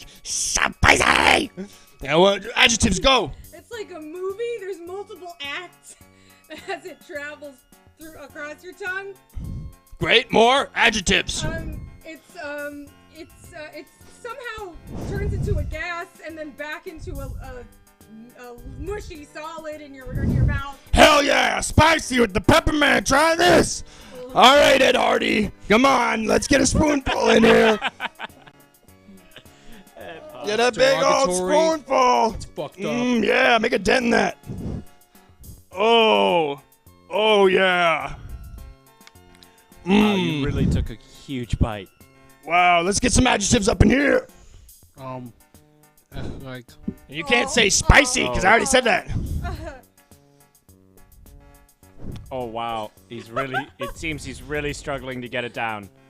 He's really, there's still like there's so much in there. a lot of tiny men Oh. dipping their hands in no. mud and Oh, ham boning no. on my tongue. There's chunks. I know this sounds crazy, but that is exactly what I thought when I had it. Right, yeah, that pretty much That sums is up my experience dead as well. on. Oh my god. Oh, I'm gonna blow. I'm crying. Anyone else want to take another scoop? No more Anybody in scoops, a mystery Pepperman. jar? Please leave us Last alone, chance. Pepperman! Please, Please Pepperman. leave us alone. All right, last guess. What do you think it was? What what do I think it was? What do you think it was? God, I don't know. I think it's maybe you found a way to make a nightmare solid. What do you think?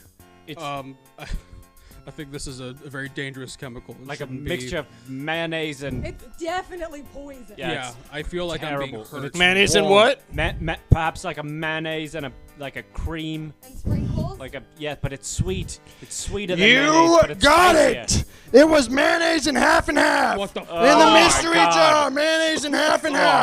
Yeah. Oh my, no! Why? Why? Yeah, I'm the Pepperman. I'm the Pepperman. Oh Jesus! Oh my god. Oh my God! Oh Oh, Oh. God. Pepperman, why?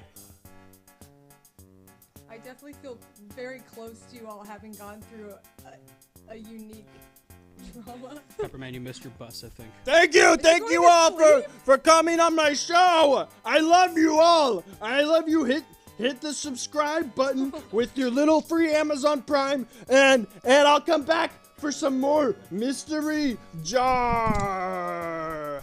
I love you guys. You guys are the best. You guys are the freaking best. You guys. Cut him off. Cut him off.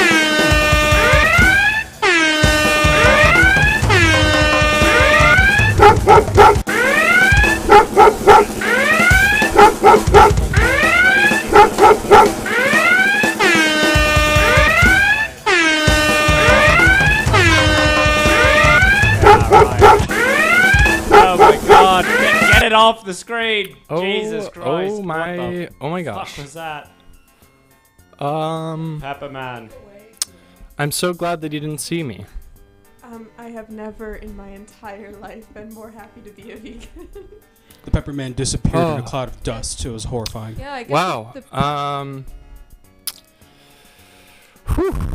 Well, yep. That was try this with the Pepperman, and I can't believe the peppermint is so considerate of dietary restrictions. I'm glad we're on the other side of that. Respectful. Okay, well, we must keep the show afloat.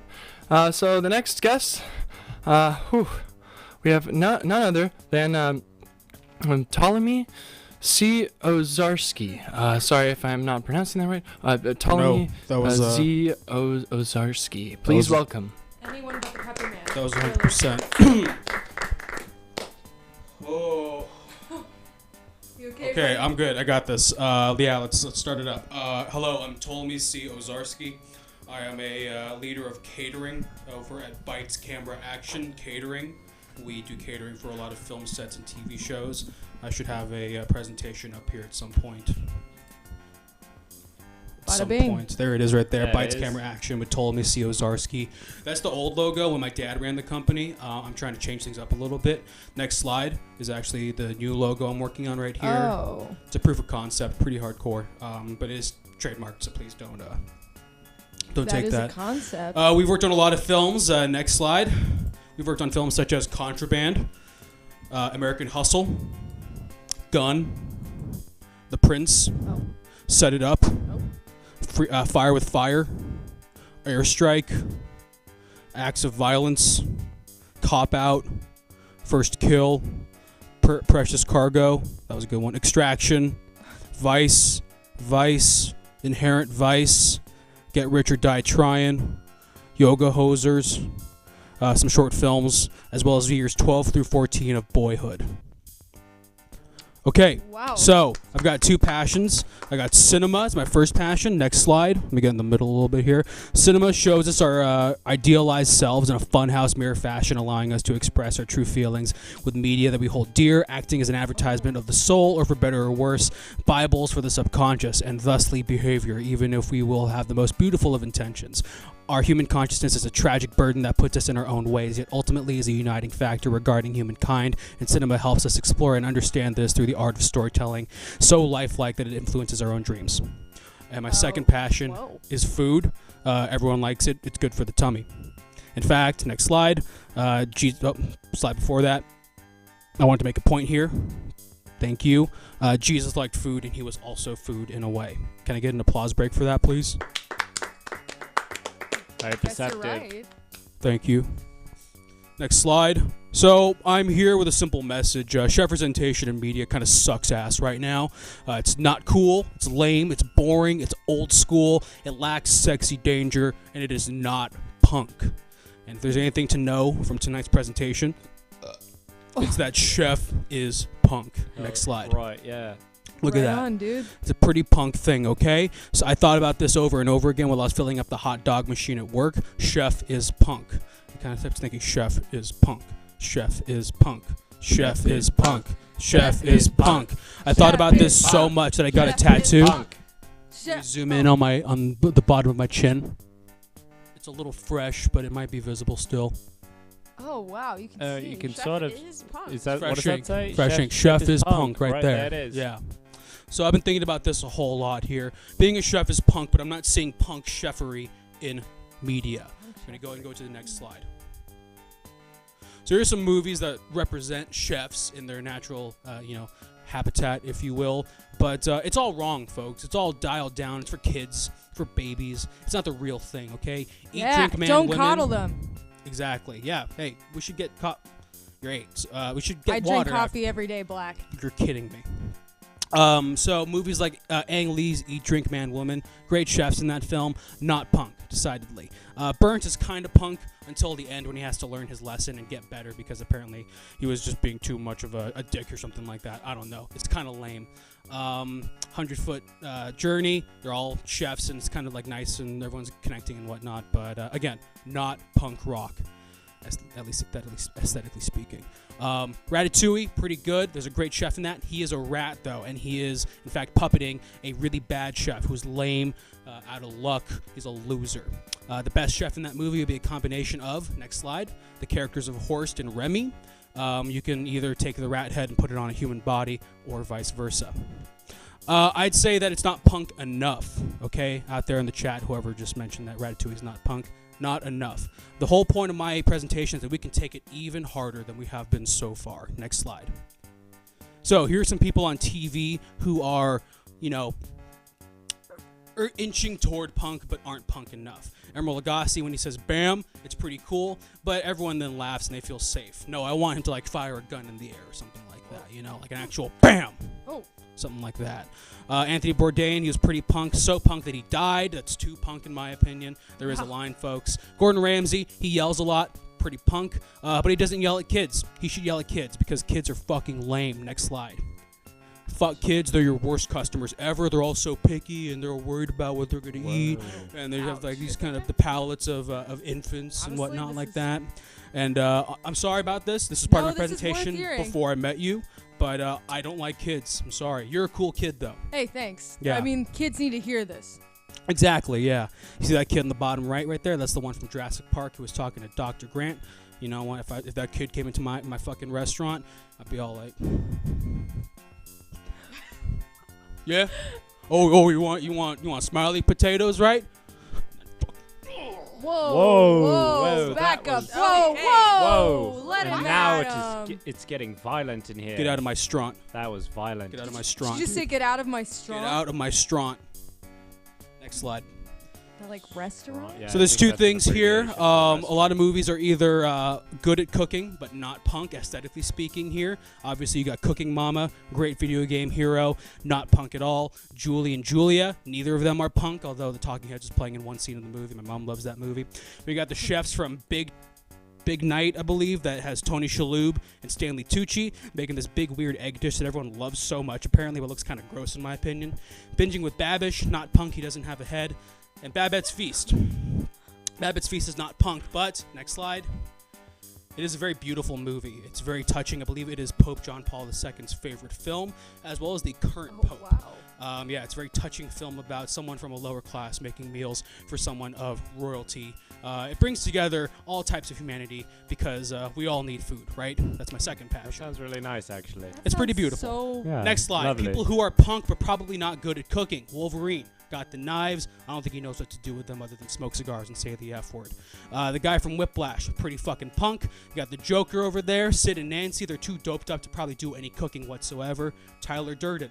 We also got Gigi Allen. Gigi Allen covers himself in poop all the time. Probably not good for a restaurant. They'd be shut down immediately. Still pretty punk. Then the guy from Full Metal Jacket, he's just really mean. Being mean is like the cool part about being a chef, in my opinion. It's pretty badass. It's pretty punk. Next slide. And that's where my favorite film comes into play. This is the best film about being a chef. It is Chef by Jon Favreau, starring Jon Favreau. Thank you. Yes, it's a beautiful movie about a guy who makes the coolest food, gets to yell at critics. He's the baddest ass person in the world, and he has sex with every woman in the film. Next slide. Here's a scene from Chef that I watch every single morning. Every single morning, just to remind me of what I'm doing and how punk it truly can be. Play the clip. If you want to find this video, it's on YouTube from someone, it says Untitled Home Alone Gaming Channel, I believe. Yes. 1,000 of those views are mine myself. This is a scene where the chef from Chef is yelling at a critic. It is badass as fuck. I watch it every single morning. In fact, let me get you a little insight on my morning routine. We got my iPad over here mounted on the wall. wow. We got 2 dumbbells down below, and then a fleshlight bolted into the drywall. And I just kind of pick up the dumbbells, turn on the scene, looping it for about 45 minutes, and then I just kind of get going. Oh. And when you say get going, can you be a little bit more specific? Actually, yes, I can get more specific. So with the next clip here, actually, I don't want just watch the scene. I made this little clip myself just to get myself pumped up. Let's go ahead and play it. And so I got the 2 dumbbells.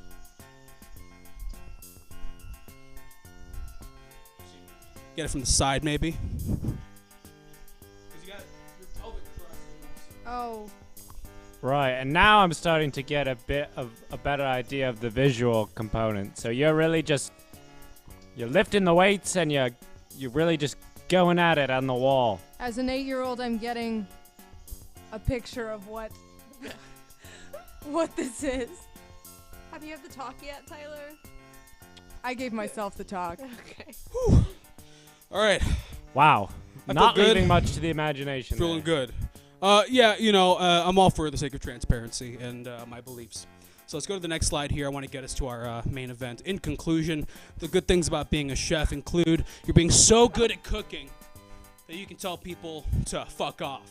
And you're being so badass. And they'd be like, well, he's a cool punk-ass chef. Aesthetically speaking, looking punk as fuck or just straight cool. Everyone loves you because you're so cool, badass, and punk. The bad things, having to learn lessons because being a badass is apparently bad for you. Kids, sorry, as well as being nice while serving the man. So, what are we going to do with all these things together? Well, I need your help out there, the Everything Now chat. Next slide. I've had this idea for a TV show for quite a while. It's called Chefs of Anarchy, kind of like Sons of Anarchy, the motorcycle gang show and whatnot on FX. Well, I want to write my own show, and I want your help. So I'm going to go ahead and pull up my own laptop. We're going to try and write the first scene of the pilot of Chefs of Anarchy. Oh, wow, right. Exciting. And the blessed one in the chat is saying that they are a chef. And it is, in fact, punk. So you'll be able to bring a Fuck lot of yeah. your own experiences Yes. into this exercise. Welcome, blessed one. Welcome, dude. We're going to make this thing the most punk TV show ever made, okay? Oh, wow. More than punked. So as you can see here, we got some things we want to start off with in a natural screenplay structure. Let's get our setting going. Where are we? When are we? All right, guys. Right, so if you're at home in the chat, we need a suggestion for a location and a time period. Perhaps like, well, if it's a chef, maybe like a restaurant. Yeah, maybe Yeah. a restaurant in Paris. I guess that's fair, but where is the... Yeah, okay, so Paris. So Yeah. a geographic location. 1939, maybe Hitler's secret like a- bunker. San Overly Diego, Yeah. 1970. The moon, San Diego. Oh, the moon, 1969. So These- right when we went to the moon. That's These a are all good pretty one. badass. I like San Diego. I'm going to start with that here. We'll make it a So we're period gonna be in piece. San Diego. And now, where is San Diego? Because San Diego is a city, but San Diego I've not heard of. It seems like maybe a lost desert. You know, it's like Yeah, creating like our Atlantis, own... But in Yeah, it's like we're creating our own location. Originally, I wanted to have it set in a city called Anarchy, but it turns Oh. out that that's, not really... Maybe San Diego is sort of like the Mad Max San Diego. Yeah, Exactly, in the I love it. 1970s. Have you Sick as seen hell. Mad Max? You're a little young for that. I look for the most visually disruptive movies that I could possibly watch so that any movies later on would seem Mhm, to of be a course. walk in the park. So I did watch all the Mad Max movies. That's sick as hell. They're really punk movies. Yeah. What's the name of our restaurant, folks? Right. And what kind of food is it? The name for the restaurant. Well, keep in mind that we are and in the type a of food. sort of post-apocalyptic San Diego 1970s, that's maybe yes. buried in sand in this 1970s. It's a good point. So the food's going to be kind of scarce then. So Uh, butt burger. Butt burger. That's an Interior, interesting one. butt burger. Wait, now is butt burger the type of food or is it the name of the restaurant? It could be both. It Like the could crab. be It's like the both. fat It burger. could be like the Or the crust. Krabby Yeah. Patty. Hey, Yeah. is the Krabby, the Krusty The Krab, Krusty Krab. Are they punk? Is SpongeBob punk? SpongeBob. There are some punk characters in Would SpongeBob. you say more punk is the Chum Bucket or the Krusty Krab? Krusty Krab, because Chum Bucket is capitalism. Yeah. Is the Krusty Krab not capitalist? I guess Mr. Krabs is pretty capitalist also. Yeah, but our hero is SpongeBob. But SpongeBob does it for the love of the. You know who's the most punk character in SpongeBob? Who? Squidward. Oh, He's work. oh shit. Yeah. He works for chumps. That's true. User Mick Bridgley is suggesting make gruel. Perhaps that could be the type of pot on the menu. It could be gruel could Absolutely. be on the menu. Okay, so Tom? I think what we'll do here is the unsatisfied customers are not happy with their gruel. Okay. The chicken pit is a suggested. It could be a food, but I think it's a name That sounds from like Tom a name to me. The chicken pit. Aijan. Yeah. Okay. Thank you, Tom Aijan, for that suggestion. You know what it's going to be? It's like a joint restaurant. Like there's a restaurant around here that has burgers and sushi. So it's the Butt Burger / Chicken Pit. Wow. That's a great name. What is What the- about the butt burger at the chicken pit? That's really good too. Thank you. What about the? Yes. I was just gonna say the chicken butt in the burger pit. Oh, all great. Really mixing up these words. I love it. We might go And back to that. User Jupiter Ninja is saying that they disagree that Squidward is the most punk character and are saying that Sandy might actually be the most punk character on the program. This is a good point. Sandy can kick ass, and she knows the rules enough to not follow the rules sometimes. Damn. Wow, Yeah. yes. Very perceptive. If you have any other punk SpongeBob characters, please put them in the chat. We'll talk about that. What is the main character's name? A dope ass chef. You know, he's gotta have a cool. Right, we need a name. In the Yeah. chef, his name is Jasper. That's pretty cool. It's pretty badass. That's pretty punk. Jasper, wow. What It's a honestly punk hard. name. It's hard to think of anything more Yeah. badass. We than challenge you, Jasper. chat, to come up with a more gonna punk be- rock name than Honestly, Jasper. I'm gonna be surprised if I see anything more badass than Jasper. Okay, so Gary. We're getting What about Gary. What about Remy as a name? You know, I don't want to step on this on that rat's game. Okay, it's part punk, but not whole punk. So we're gonna make ourselves a Gary. I'm gonna just put him in mid-30s. We're also getting Jeff the Chef as a suggestion. I like that as a full name. Jeff the Chef. It's like Chance the Rapper, but he's a chef. Or Got a lot of support for Jeff the Chef too. All right, or cool. Garfield So the cat. it's Chef Jeff, Rhonda. Gary the chef. The Lysandra, Skull Sandy Pits. Skull Sandy Pits is a good Skull one. Sandy Pits is Okay, so that's our coworker's name now. okay. Okay, great. Skull Sandy Pits. And the annoying kid. Brooke the cook and Jeff the chef have both been suggested. Oh, that's both really great. good. I really And like we've that. also got a lot of screaming about how Gary is the most punk SpongeBob character. Oh, word. Oh, so Gary Oh, was not that's the what it suggestion is. for the chef's Okay, name. So Gary. that So- was not for the chef. We're knocking Got that out. it. Jeff Thank the you. chef. And then Skull Sandy Pits, I think, is the actually annoying customer. Great, great. Skull Sandy Wonderful. Pits does sound like a bothersome kind of guy. Someone who would be irritable. What was it, Brooke the cook? Yes, we had Brooke the Cook and Jeff the Chef were two suggestions. Okay, so those are the We also main have Elizabeth characters. McDougal. Right, and not Elizabeth McDougal, Write that Elizabeth. down. Like the girl with the dragon tattoo is like Elizabeth somebody. Yeah. But this is Elizabeth. Lizabeth. So it's not Elizabeth. even that. Elizabeth. There's really no current Elizabeth reference for McDougal this is name. on that- there. So Jeff the chef is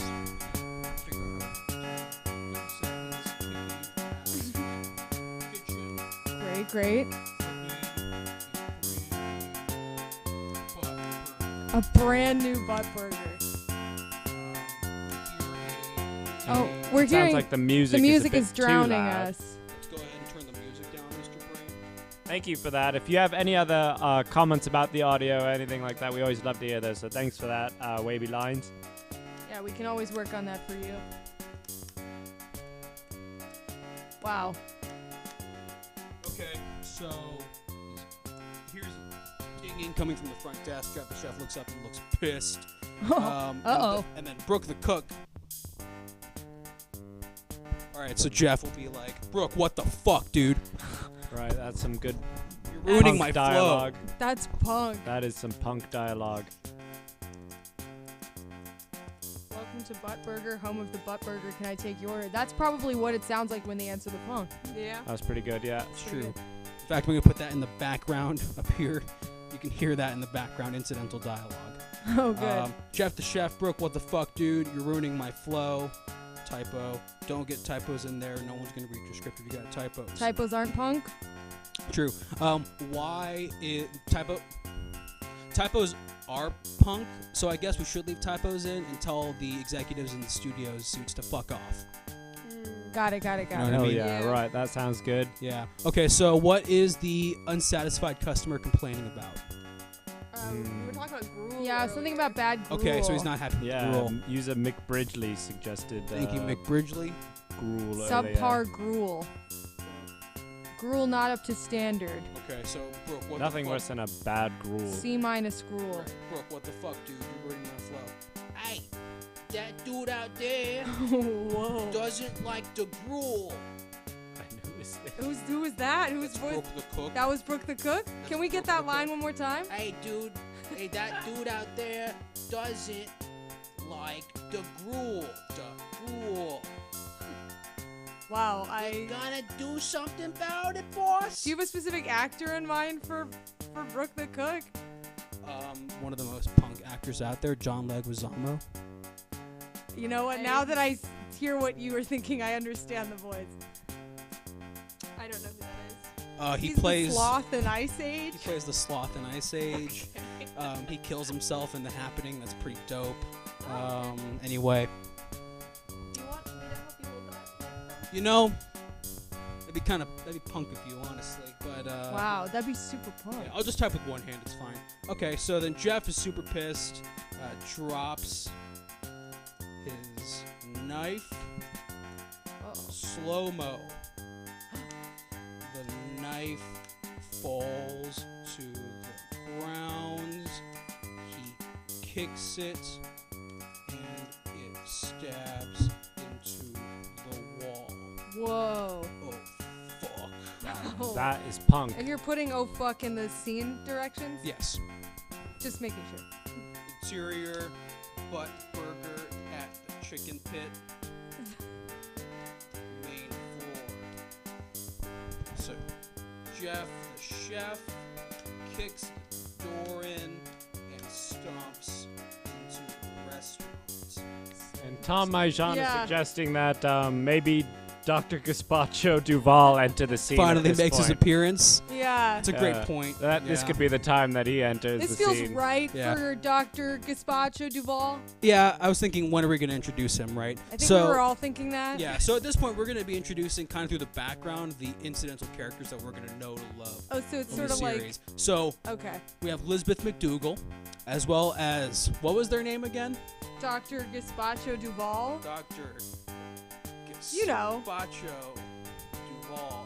Now, I want to use a thing here that all screenplays need, and that's dual dialogue. That's the dopest ass shit possible. You're going to hear two people talking at the same time, like, wait, what are they actually saying? And you're going to want to watch a second time so you can hear what they're saying. That's pretty fun. So, let's get 2 lines of dialogue for our friends to say here. We got Lisbeth McDougal. Maybe. What should they be saying? And if there's any chat suggestions, we'd love to take those as well. For what Elizabeth McDougal and Dr. Gazpacho Duval could be saying in the scene.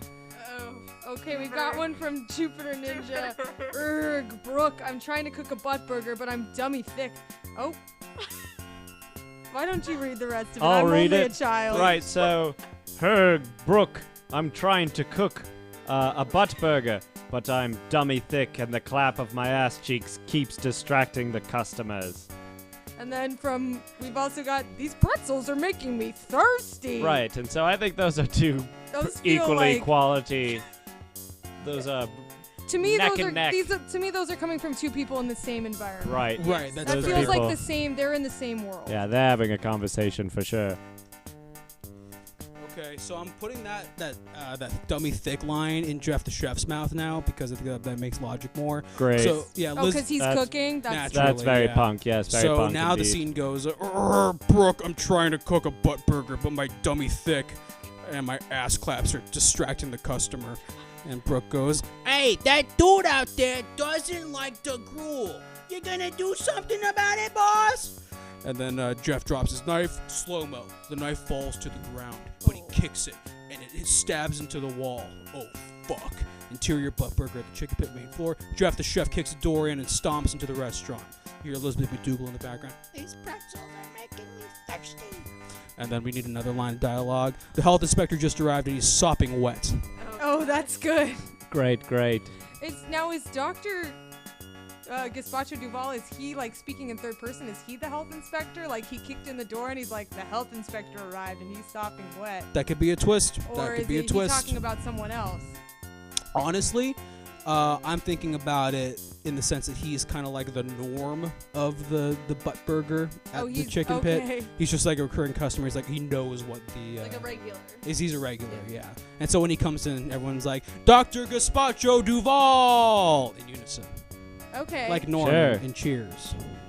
Yeah. You seen that? No, I can't say that I've seen Cheers. Okay, so we're moving on here.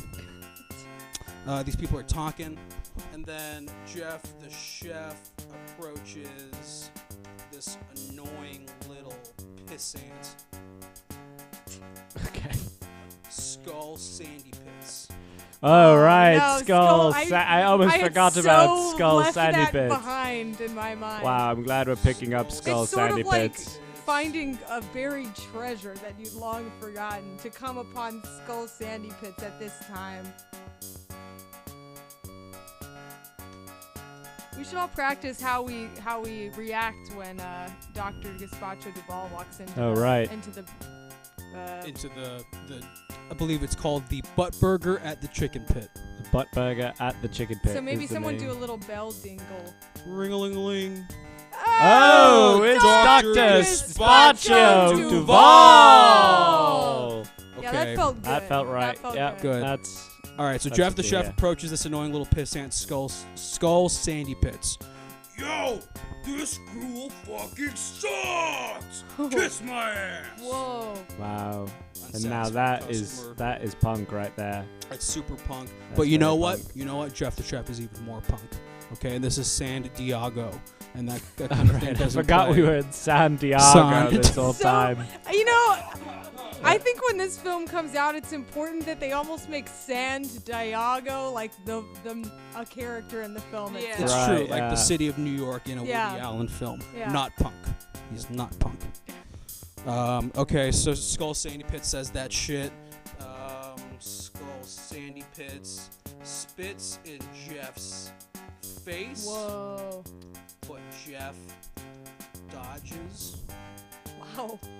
The spit reflects off of a decorative pan hanging from the ceiling. A A decorative, decorative pan. pan. Bounces back into Skull Sandy Pits' eyes. Wow. Now that Wow. is punk. And we also had a suggestion from Jupiter Ninja who was suggesting that maybe Skull Sandy Pits should be having an affair with Dr. Gazpacho's husband. They're Got it. clarifying this would only be revealed in Act 3, though. I'm Right, pretty sure right. Oh. Skull Sandy Pits is a child, but maybe the Right. product of this. Oh, yeah, affair? love child. Okay. Yeah, love child. That's very interesting. I was gonna make like a witty comment about cum in there somewhere, but I'm getting Whoa. confused about how to fit that in. Sorry, kid.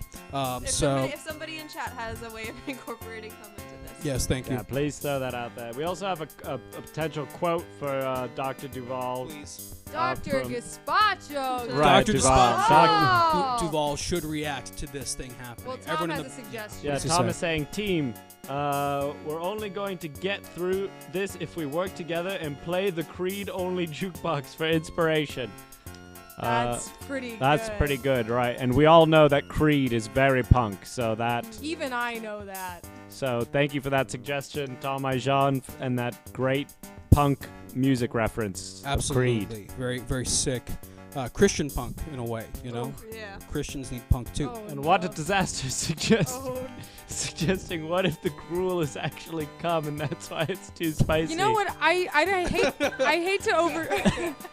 I hate to overstep, but if it's spicy, I would suggest that it's the stuff that we had to eat today. I was From, actually gonna say, what Yeah, if it's mayo what and if There it's were mayo comments and saying ham? that maybe Wow. it was the Pepperman's cum.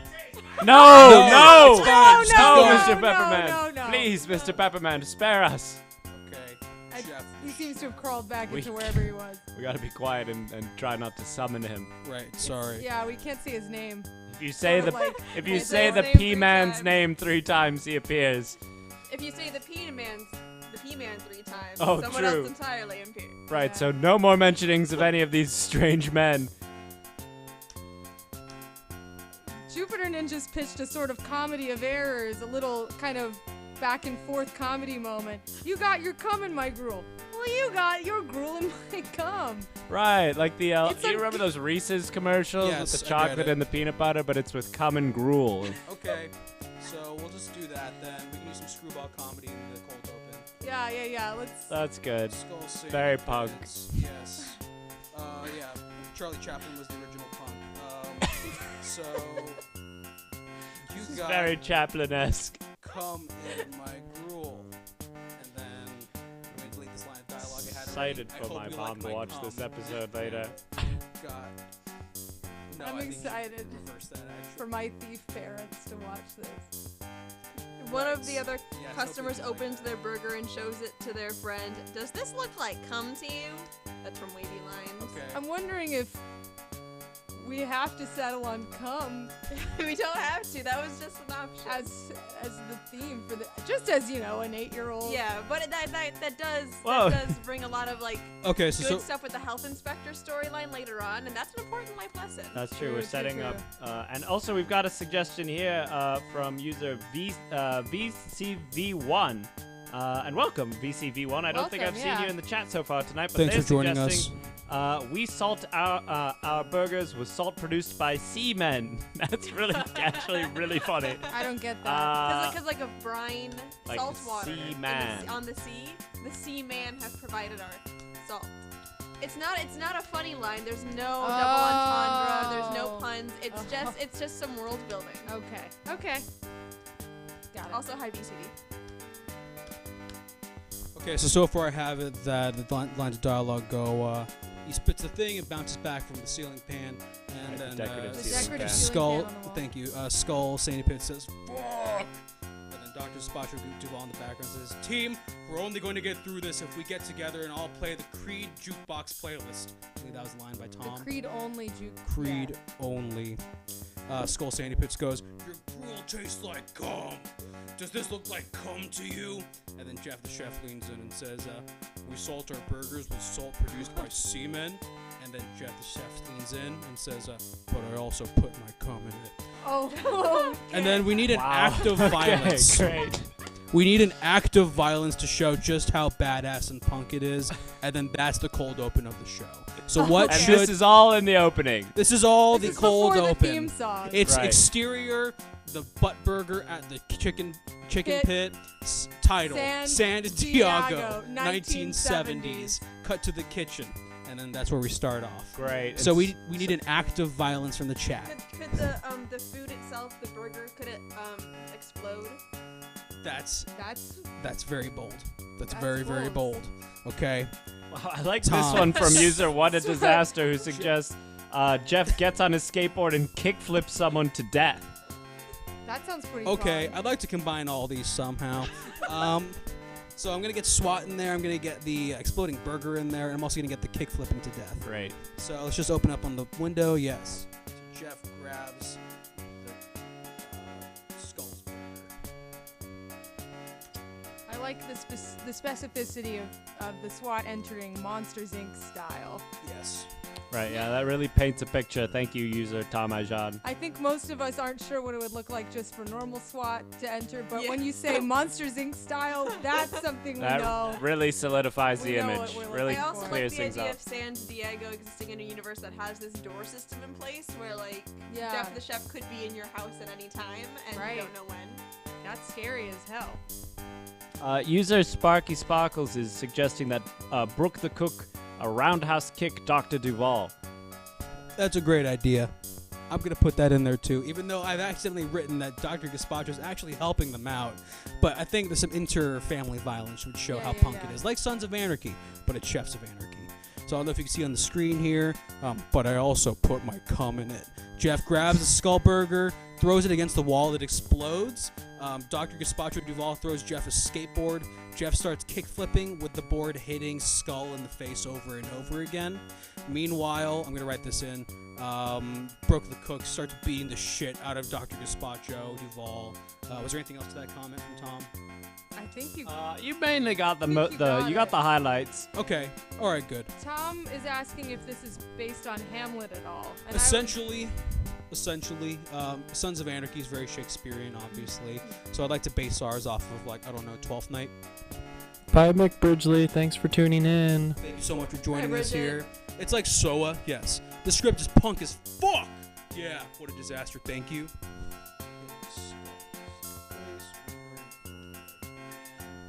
Meanwhile, in the background, Brooke the cook is beating the shit out of Dr. Despacho for no reason. Whoa. All right, That's and then fun. we need a badass ownage line, and then we're gonna cut to credits. All right, give us your badass ownage lines, everybody. Just one. Wavey's wondering if it's 12th night. Is Jeff a cross-dressing woman the whole time? I don't know if you've seen Sons of Anarchy, but I believe what's his name, Joel McHale, does a little bit of that in the show. It's Shakespeare, okay? It's a cultural thing. Sizzle, sizzle, flip the griddle. Thanks Wow, for I coming. really for like that coming. Both vibe. of these are good. Wow, those have to. I think those I think are not. we can separate. combine Yeah. those. Yeah, those are great. Thank you. Okay, so he says sizzle, sizzle, flip the griddle. Then he just kick flips Skull's head off clean. Right off And then he says to the camera, thanks for coming. to the camera. He says it. He looks into the camera. Yeah, I love it. Punk rock. thank you.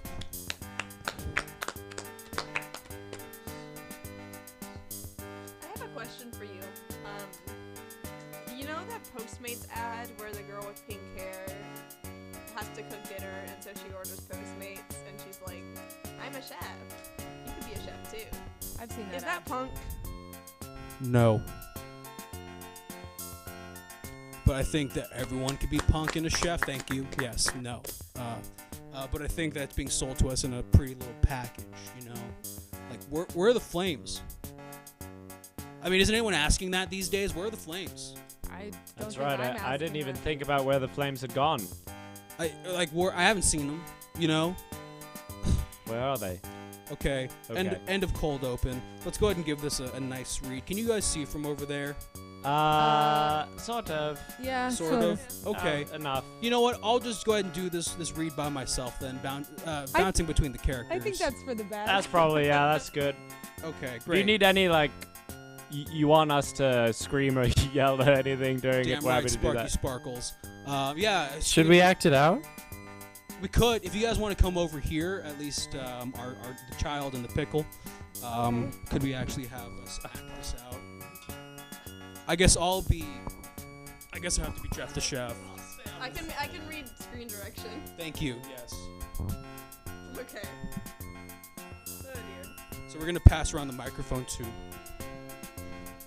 All right, so right. guys, this is scene 1, act 1 of Chefs of Anarchy. Thank you. You all wrote this. Remember, you all wrote this. This is your sin. Let's get the script up on the screen, please. Thank you. Title. It's probably It's your- gonna cover you up jeez, a little yeah. bit. Okay, we're just gonna. Hold on. What about down here? Oh, that's There we better. go. Much You better. got it? Yeah. Yeah, you could. You'll have to stand to the side a little bit. You all did this. Great job. You're all screenwriters now. We're in WGA technically. So still got Important some vote for us happening right weird- now. Very important. Okay, so we got Aiden doing the stage Mhm. directions. I'll be Jeff the chef. Who wants Tom to is be- suggesting cut the music. All right, we're bringing Let's down cut the down the music for music. this dramatic Actually- scene. I brought up some music. If you want to find some of that, some dope new metal maybe.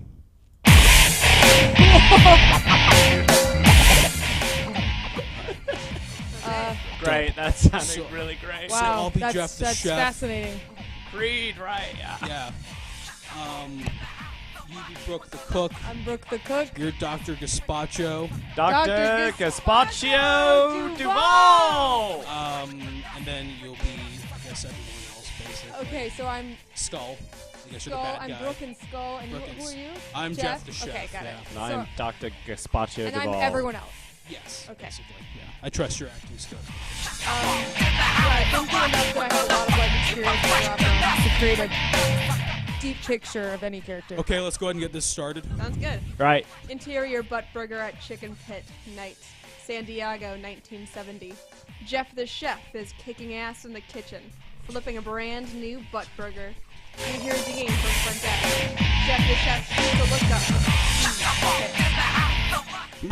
up. Brooke, I'm trying to cook a butt burger, but I'm dummy thick and my ass claps are distracting the customer. What?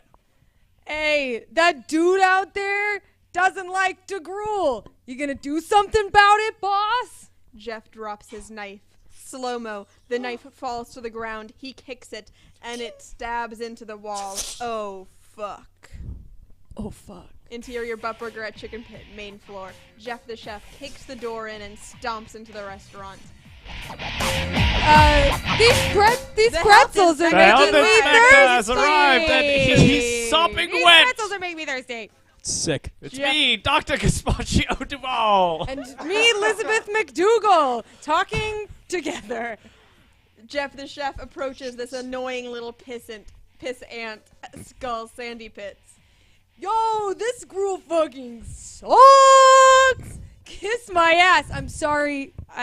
Sorry for the cursing. Skull Sandy Pits spits in Jeff's face, but Jeff dodges. The spit reflects off a decorative pan hanging from the ceiling and bounces back into Skull Sandy Pit's eyes. Oh.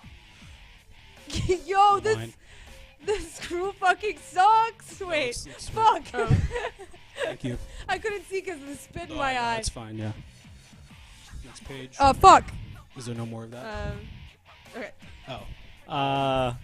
Team, we're only going to get through this if we get together and play the All Creed only jukebox playlist. Your gruel tastes like cum. Does this look like cum to you? We salt our burgers with salt produced by seamen, Jeff the chef leans in. but I also put my cum in it. Jeff grabs Skull's burger, throws it against the wall. It explodes. Whoa! Dr. Gaspaccio Duval throws Jeff a skateboard. Jeff starts kick-flipping with the board hitting Skull's face over and over again. Meanwhile, in the background, the cook is beating the shit out of Dr. Gaspaccio. Jeff says, Dizzy. Can you scroll down a little bit, please? Right. Sizzle, sizzle, flip the griddle. Jeff kick-flips Skull's head off. Whoa! Thanks for coming.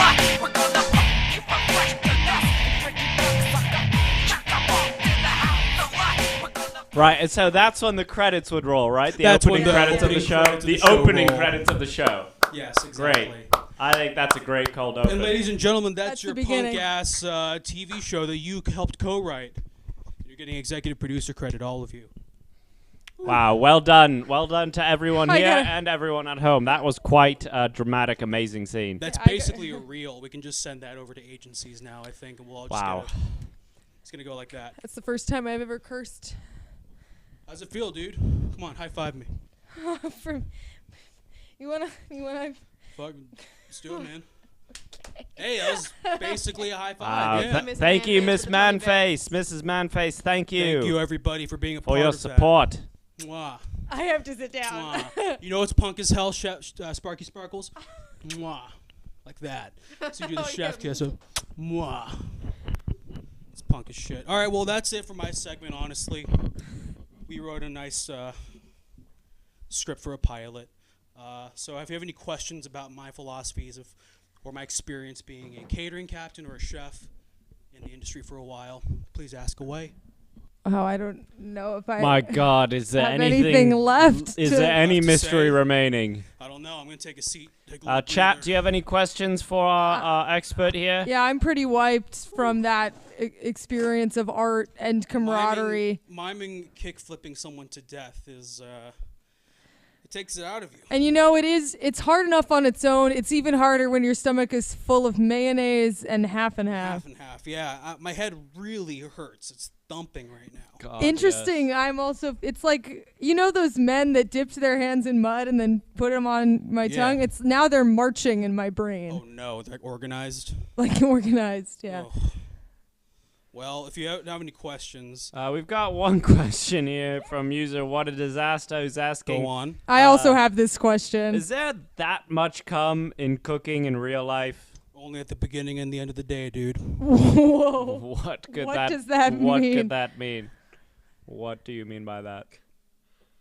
He doesn't Oh, know. sure, he's actually giving us answer a that. sort of look like, I don't know. I showed you my morning routine. And, Oh right, he does lift weights and fuck his wall every morning. He's And- got he's got a flashlight attached to his wall that he uses to have sex with while he watches Chef. Wavy Lines is asking, how long was that mayo half and half concoction left out? And that's really, honestly, a God. question that only Oh, the I- Pepper Man Only can the answer. Pepper Man can Don't answer. say his Oh. name. Do not say his This is a name. Beetlejuice ass situation. If we say his name one more time, he will appear, and I'm afraid he I won't. said leave. it. I'm afraid.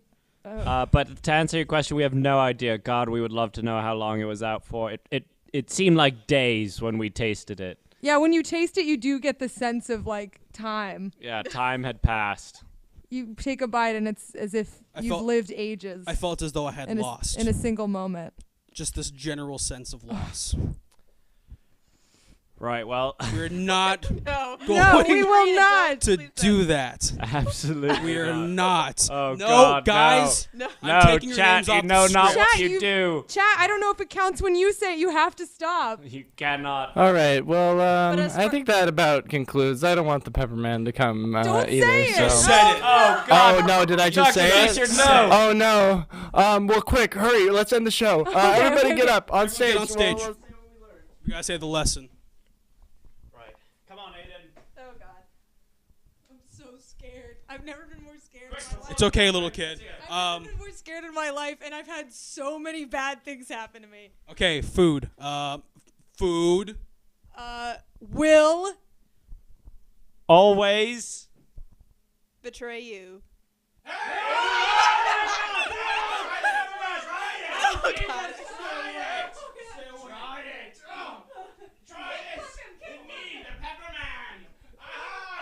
Hey, thank you for joining us. This was Everything Now. The Pepperman is back.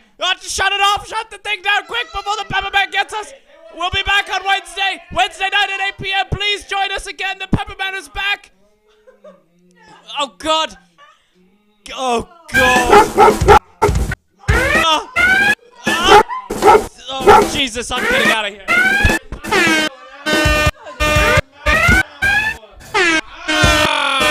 Yeah! Yeah! Woo! Yeehaw! Ho! Hey! Hey! Ho! Hey! Yeah! Ho! Oh! Ho! It's spicy! It's spicy!